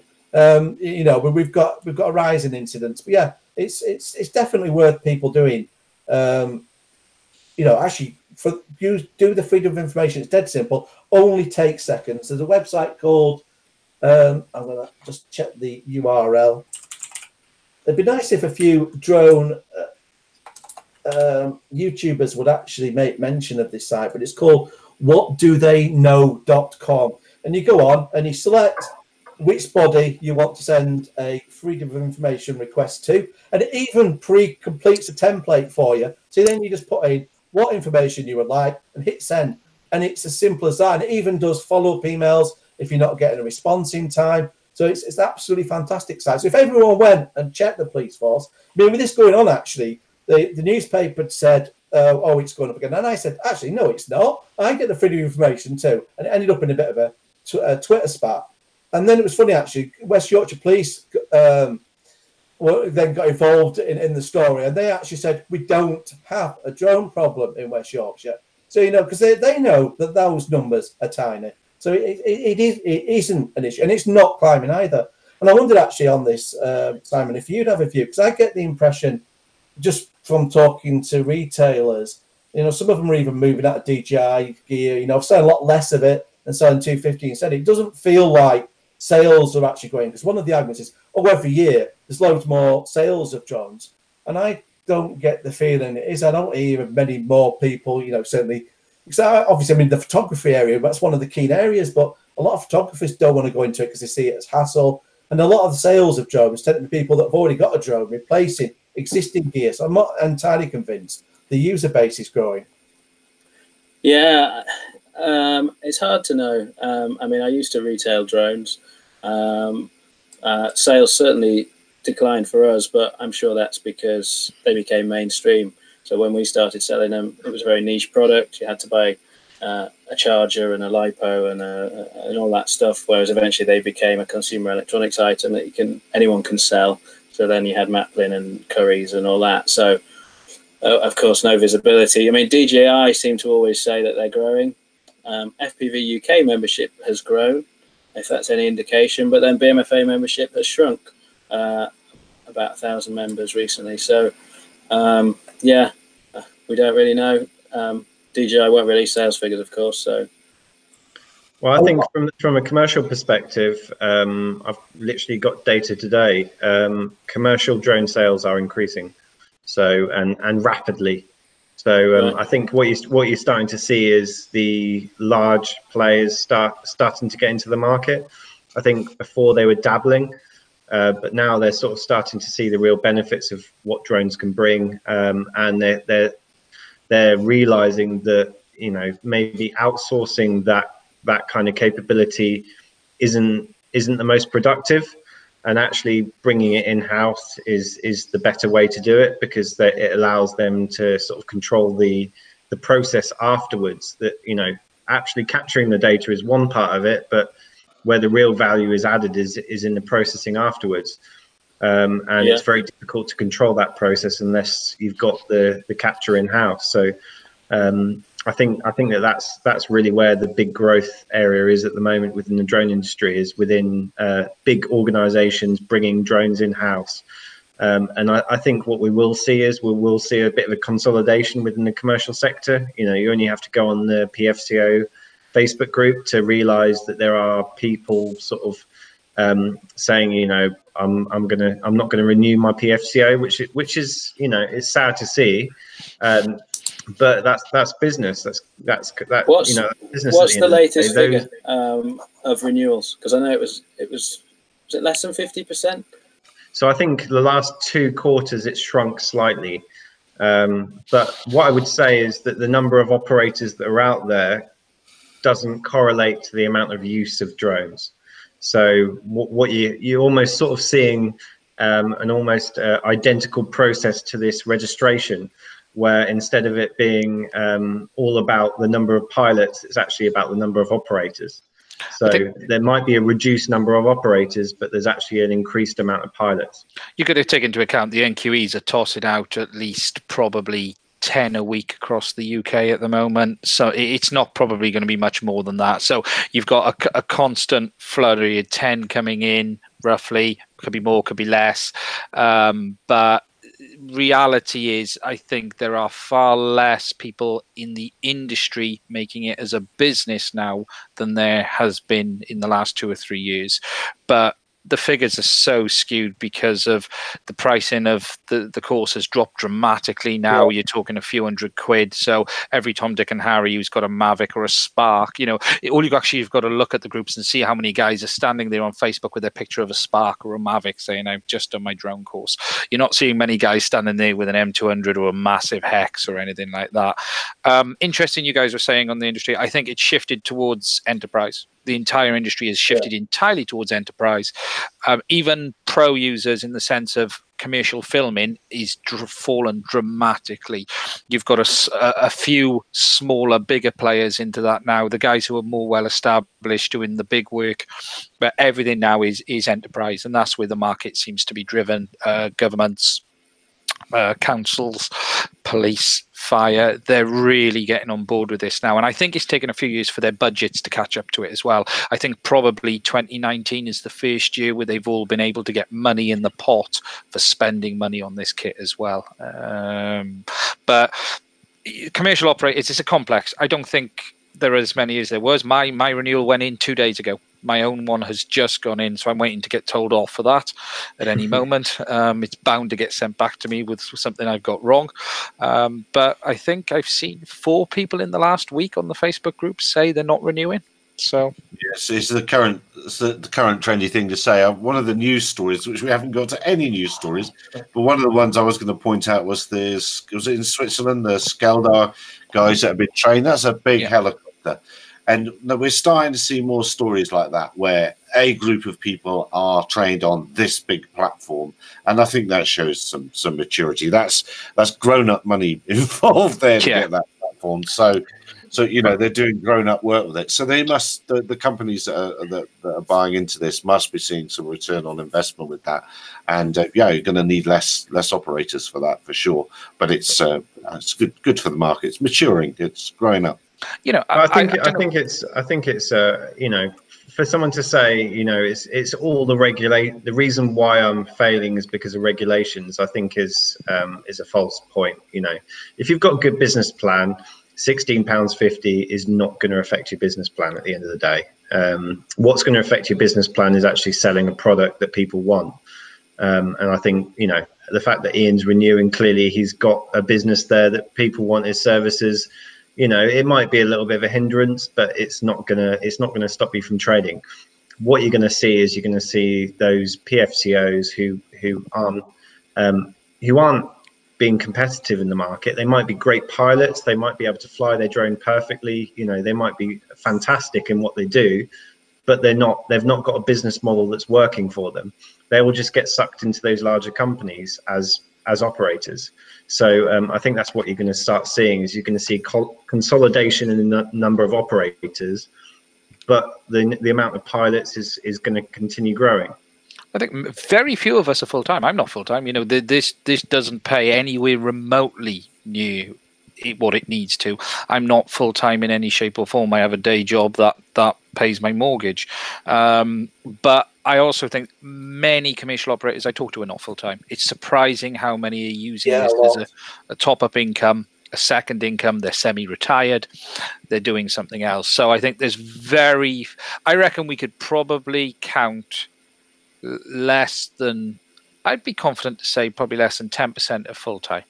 But you think about it, like we're talking about an industry which is still at the bottom of the S-curve, that has 4,500 companies operating in that space. So can an industry that is at the beginning of its acceleration sustain 4,500 companies?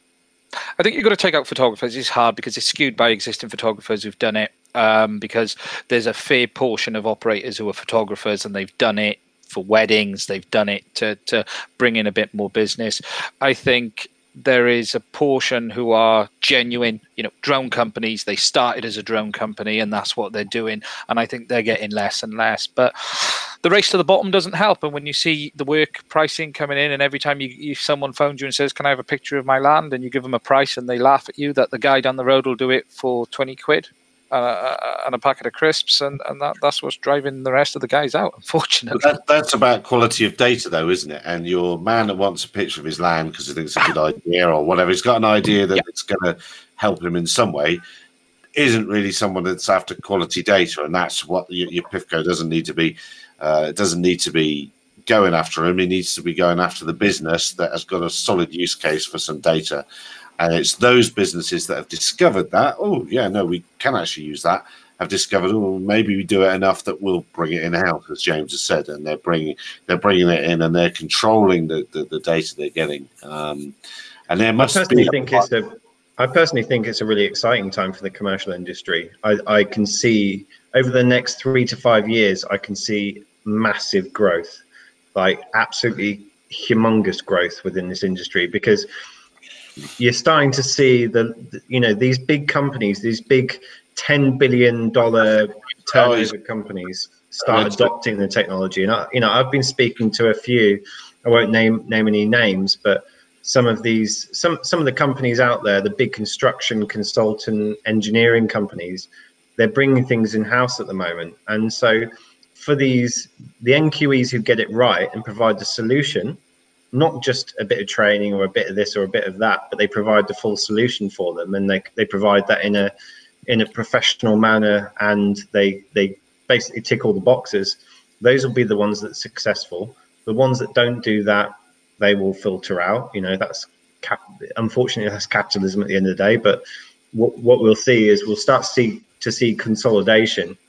But you need to, whether you like it or not, you need to be part of that game. Otherwise, every sort of fad, I shouldn't say fad business, but every new thing that's come along, and here's a new thing, and then loads of people set up a new thing business. It must be exactly the same in whatever it is. I don't know.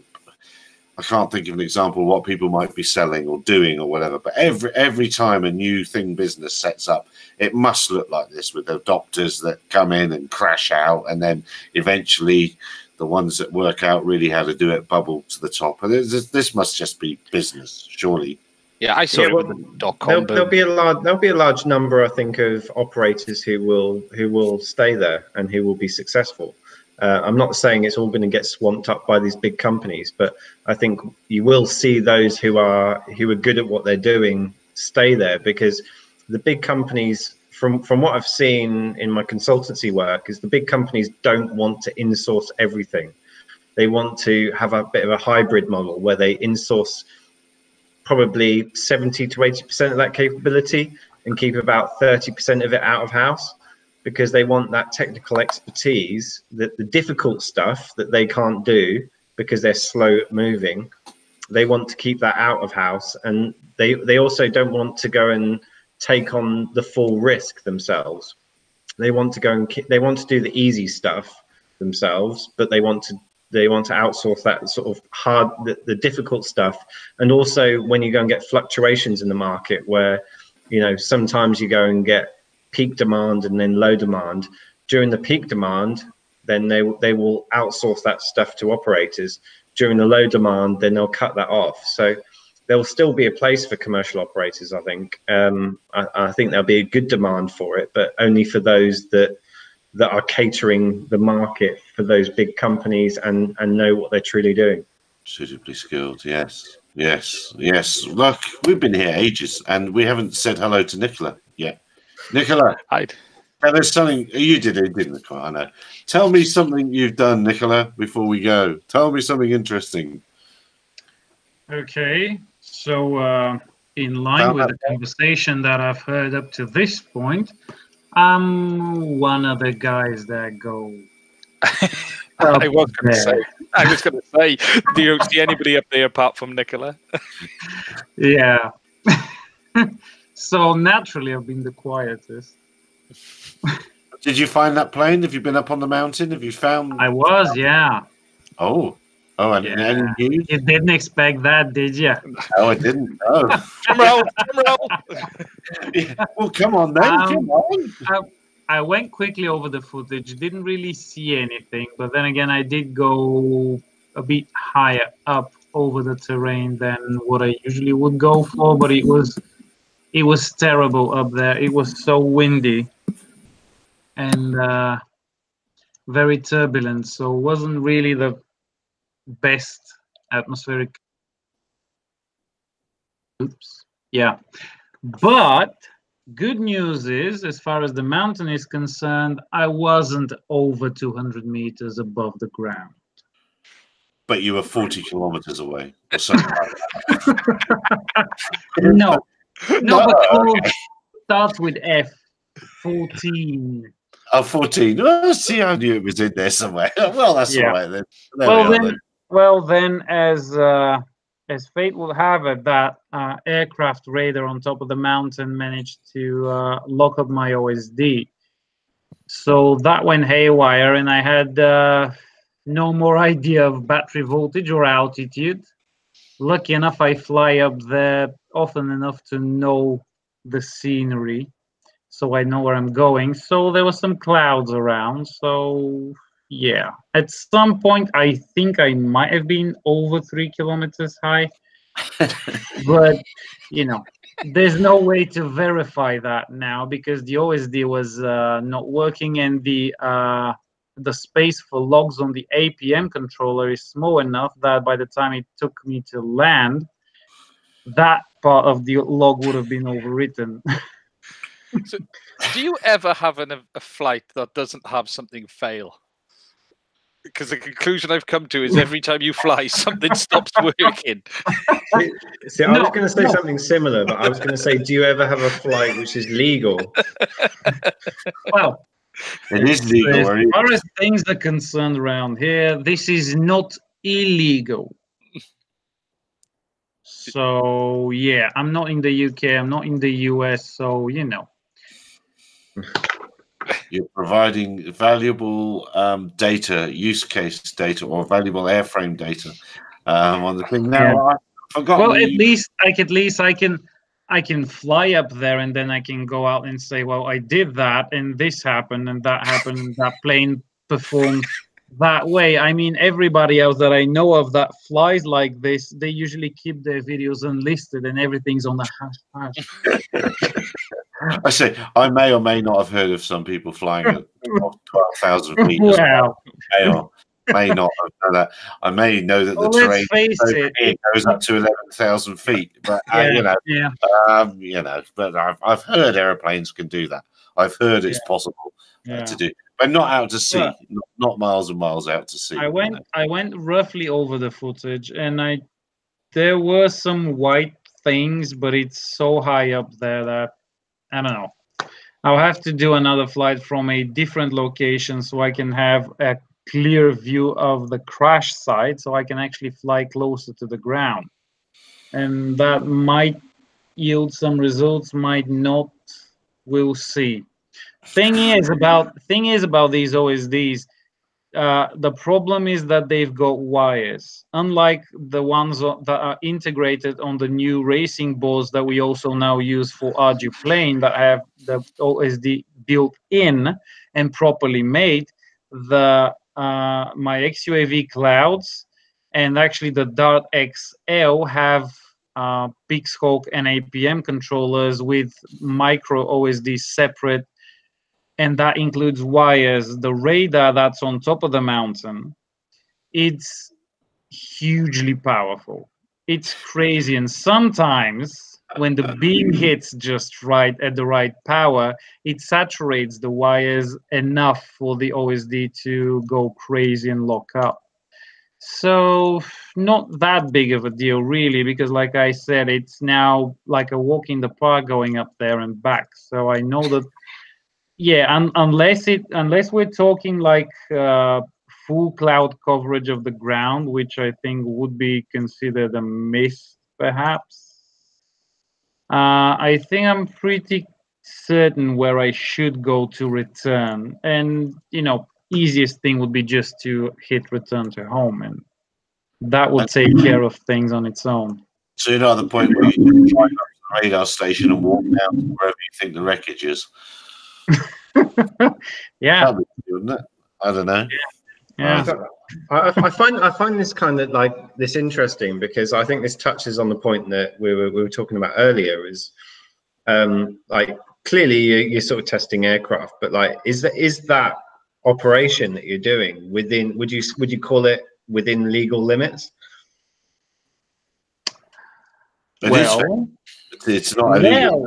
Well, thing is, it could be, because right now legal limits is not really properly defined around here, but you do have an option to submit a flight plan to the flight authority, whatever, to the local CAA or whatever you, or FAA, I don't know, whatever you want to call it.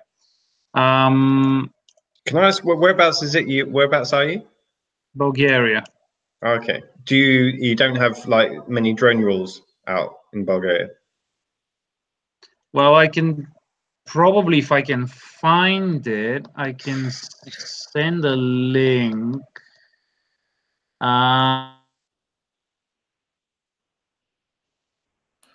Well, that was good link finding on his part. Hey. Oh, there we are. Found the link. Found the link. Didn't open it in the right window. That's back. Is your internet that bad that when you go and click on an internet link, it goes and cuts out all all your other tabs? I opened the link on this tab, and it sort of yeah, went away from the conversation. Anyway, there is an application form, and I can submit a flight plan, and there's no limit to the flight plan other than unless somebody else has already reserved that airspace, you're probably going to get permission to use it in the period you want to use it, for the altitude and the distance you want to use it, which I think is a lot better than what most other places have. Problem is, you have to do that like a week or 8 days in advance, which is a problem for me because I rarely know what or where I'm gonna fly 8 days in advance. I usually wake up in the morning, and if it's not raining, I'm charging batteries and I'm running off to the field. So yeah. And then I'm going there only for a maiden, which turns into a flight up to the mountain, which then turns into a cloud chase 3 kilometers high up. So it makes it really difficult for me to submit a flight plan because I'd have to do that for every weekend, regardless of whether I'm going to be flying or not, just to be on the safe side, which is, you know, too much work right now. Well, we look forward to the rescue of that aeroplane. Oh, and one more thing, actually. Oh, yeah. Yes. The place we're flying at, right here at our city flying field, is actually a drone reserved airspace. Oh, that's cool. Yeah, we have arranged that. Of course, you know, me personally, I am getting outside of the limits of that drone reserved airspace because it is rather tight for my needs. But for the most part, most other people flying there are well within those limits. Now, weird thing is, we get civil aviation and other helicopters and sometimes even planes flying within that airspace, which is insane because that airspace is marked on the map. Those pesky old maps. Yeah, and they keep flying at ridiculously low altitudes over that place. Well, then you've got to fill in an AirProx report. We can take it all the way back round to AirProx reports. And the thing is, we haven't hit anything yet. Yeah, well, there's that yet thing again in the comments. That process at Heathrow, it didn't happen, but a lot of people didn't like what I said about that. But I thought fair play to them. They shouted about that, said they were going to do it, and my word, they got the column inches in the newspapers that they needed, and then they were very, very quickly able to back away from that. So, you know, they did what they needed to do. But look, so balloon launching zones, yes. So anyway, I know about that, Mitchell. So how many of these AirProx reports in the UK are down to you then, Nicola? In the UK, I probably none. Kind of far. Well, I think the AirProx thing just boils down to they need to change their wording, isn't it? You know, if it's unknown, it's unknown, and let's just say unknown. Let's not just I haven't heard of any reports around here of unknown flying objects. And besides, right next to our flying field is a weather station, and they release a balloon every few hours, and you can see it clearly quite the way up because it's a white balloon and it reflects sunlight quite well. And that is in proximity. Actually, that weather station is within. It's inside the no-fly zone that otherwise DJI copters suffer from around that area. And they release those balloons, and I'm pretty certain those don't have beacons on them or any other thing that would let planes know where they are. The older ones used to have radar reflectors. Some of them did, but they are of a mass lower than, because I launch those sometimes for fun here, but they are a mass. I can't remember the rules, but they're exempt from the rules. But they've got to be, because that's how weather was found over many, many years. Less and less of those are being released now. Actually, that's not as popular as it was. But look, I think we've got to draw a line under this. We've been going for nearly 2 hours again. How did we do it? What a load of ranting. I think there's one more thing actually, right there. Before we cut everything off. I think that the whole electronic conspicuity thing, which is sort of going out from the CIA at the moment, is actually like probably one of the most important consultations, which we're not talking about, but actually is probably the most important one for the commercial drone industry right now. Because I think you've got a great idea, Gary. I agree with you in 99% of what you say, but I think 2,000 feet is probably a little bit too high. I think if we reduce it down to 1,000 feet, I think you've got something that's agreeable within the GA community. But I think if you go and say electronic conspicuity below 1,000 feet outside of FRZ zones, and whether that electronic conspicuity is UTM, whether it's ADS-B or whether it's FLARM, if you mandate that below 1,000 feet outside of FRZs, I think you're going to enable a huge growth in the drone industry. I don't think it'll happen. I'll tell you why. I fly GA. I've been flying in a GA aircraft all day today. I've fitted ADS-B to it.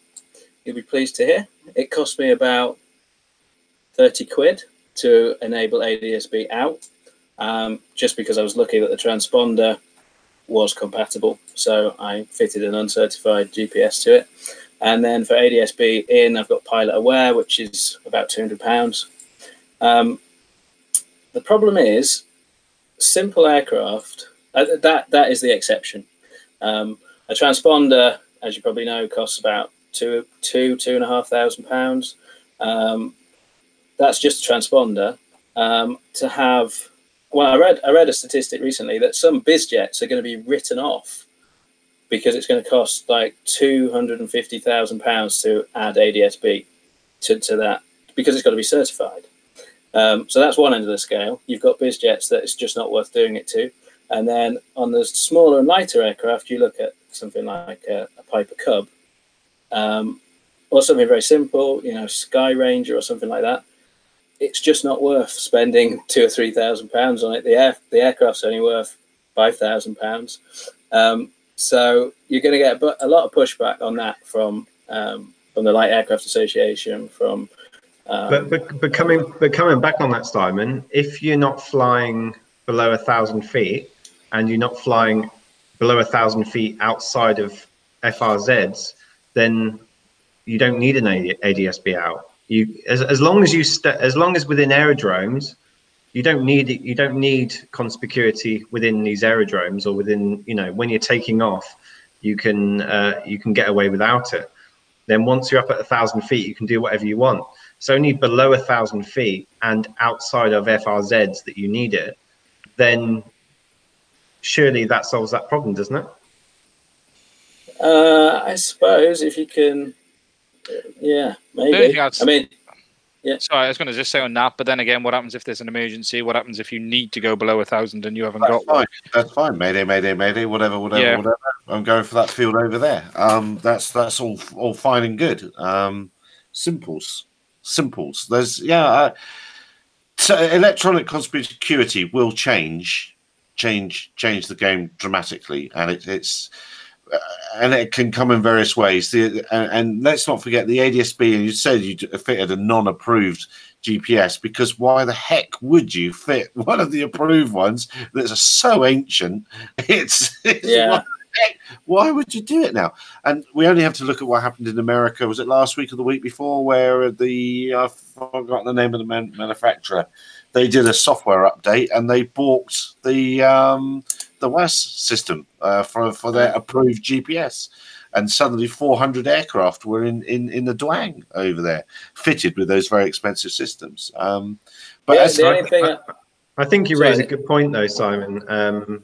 In terms of that engine out, mayday, mayday, mayday kind of approach, that is the blocker to that approach. And if we can find a way around that, if we can find a solution to that will enable huge amounts of commercial operations, like the whole Amazon sort of stuff.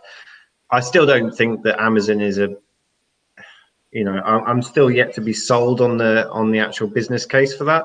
I don't think I don't think it's a technological or regulatory problem. I think it's a business, like, commercial problem, because who's going to go and pay 50 quid to go and have their USB cable delivered within 30 minutes? I don't see how they can get the price low enough to make it commercially viable, unless you're talking about really top end products.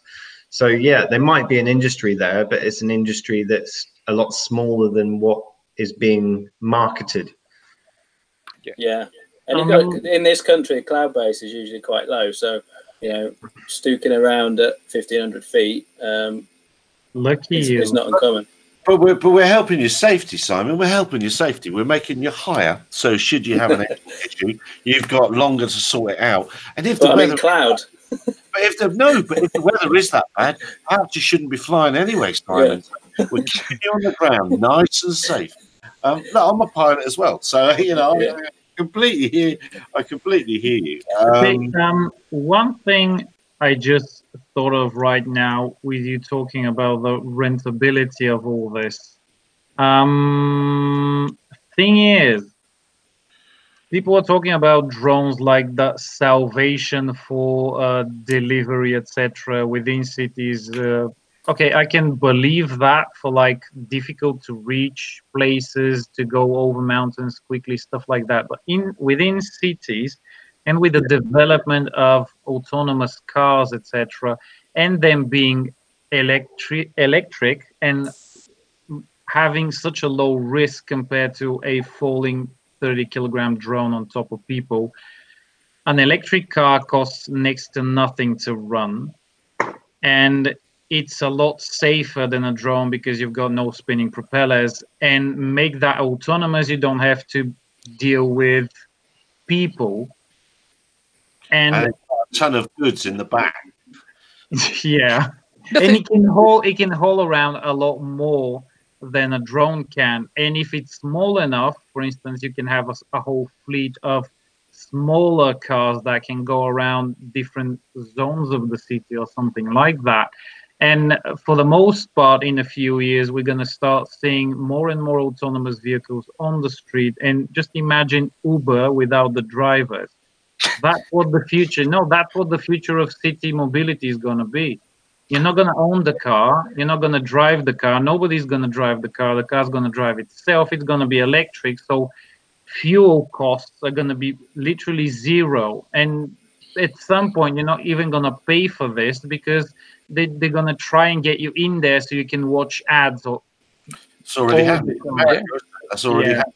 Yeah, but autonomous vehicles have a limit. You can't. The roads have a certain capacity. The airspace is a lot. The thing is, when you don't have 10 million people in a 15 million city, each owning a car, the number of cars in that city is like 3 times lower, maybe more. Yeah. I suspect we're missing what Amazon are up to with this, because we all look at the small stuff, and nothing's going to be quicker or cheaper than a guy on a moped. Within cities, you can move stuff around a city on an electric moped. In electric, and seriously, Harley Davidson have their electric motorcycles. So that's not cheap. Yeah, that's not cheap, but that's the start of it. Cheap. But I think the time where it comes in could be if we're talking about moving a parcel 100 miles across a country. Now, then again, is it still going to be any quicker than putting a guy on a proper motorbike and sending him up the road? And is it going to be any cheaper? So I don't know. I don't think there's a business model in this. I think everyone looks at this and says it's all very nice and pretty what they're doing. I think what they're looking to do is get grabs of IP out of this more than anything. That's what they're looking at. They're after IP. They're not after anything else. Did you see the patent where they've got it's an airship warehouse that will go and hover over the just so I can get that USB cable quicker because it's broke. I need my USB cable because I can't get online and I want it now. Well, look, at the end of the day, it is, here I sit in Africa, and do please come and join us at the Lake Victoria Challenge in November when we'll be having medical delivery drones happening again. But that is what so the zipline people have, there's no doubt they have saved lives there with blood deliveries. That's something that matters. Does a USB cable matter? Yeah, not so much. I don't really agree with the whole 100-mile thing. I think where the real value is with drone delivery is high value items, that 10 to 15 kilometer kind of distance where you're either transporting some blood from a hospital to another hospital, or whether you're transporting I don't know, a gold watch from a Amazon depot to someone's back garden in Shropshire or somewhere like that. I think that those kind of scenarios are the kind of scenarios where people will pay, whether it's 30, 50, 80 pounds, whatever it is. I don't see the electricity being the full cost. I think the electricity is actually a minor cost in this. I think most of the cost comes in terms of the maintenance that's required, the personnel and the labor that's required to monitor it. Yeah, that's where the true cost comes in. Would require all of that, and something that just rolls around on the road doesn't need quite as much maintenance or labor costs or whatever. And it being autonomous, it really moves around pretty quickly. Being small does that too, and there's no chance of it falling somewhere where it's not intended to. But the problem I see with like the small robots on the road though is that they're not going to be transporting high value goods, because as soon as you get a high value good, you're going to get a bunch of guys in hoodies come along and hijack it and crowbar it open and nick whatever's inside. The thing to never forget, people do forget about Amazon, is they're also a massive services business, and the majority of their money comes from services to AWS and everything in the background. They're doing this to build up a picture of where they can make money in the future, whether that's back-end cloud-based control, whether that's back-end cloud-based data acquisition. That the front end we're seeing is just them tickling it. The real money is behind the doors. They don't want to deliver front end stuff. They're looking to make money in the background. But what they do need to do in the meantime is they need to stop 12-year-olds flying model airplanes that might be out of the way. They need to change the way regulators think about lower airspace below 2,000 feet. They need to move those AOPA pilots up out the way as well. We don't need them down there either. So none of this will happen until we have that bottom first 2,000 feet. And we've already moved the modelers and the basic droners out the way. Right, now let's go after the general aviation. Let's get them up and out there as well. But do we not need a modern sky? Do we not need to like progress ATM? Well, that's cool. I don't mind that idea at all. Yes, we do need a modern sky, and I have a feeling that the FPV and model aviation world will be able to fast move into that modern sky and fast equip itself. Exactly. There you go. And yeah, no, I think we need a modern sky, but we must pay for it.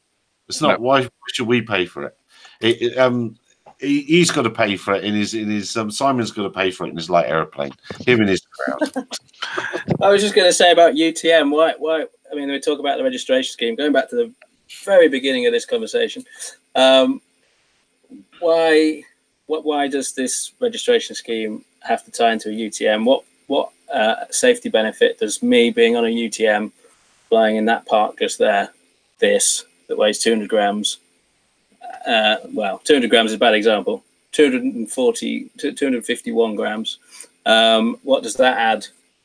You know, I'm going to be flying around in a circle for 10 minutes. Yeah, I know.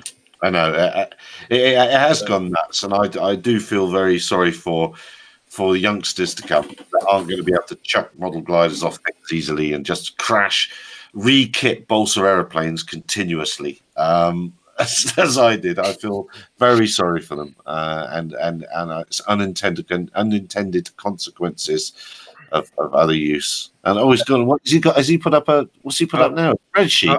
I've been working my own CA registration scheme. He's going to send us all a bill for £4.1 million. No. I'm going to set up a Google form and that's all you need. And get people to start inputting their data, and you know we've got a solution now. Can I ask, Simon? I was going to ask you one question. It came up earlier very quickly about FPVUK insurance. I'm assuming it's hobby users only, correct? Not commercial operators. That's correct. Yeah. A commercial operator. But there is a middle ground where it's not recreational. Yeah. And it's not commercial. Yeah, with regards to the taking the flight when test. you're doing your test. Yeah, exactly. Yeah. So just to confirm, commercial operator, but flying for hobby purposes, is he covered? I think so. Yeah.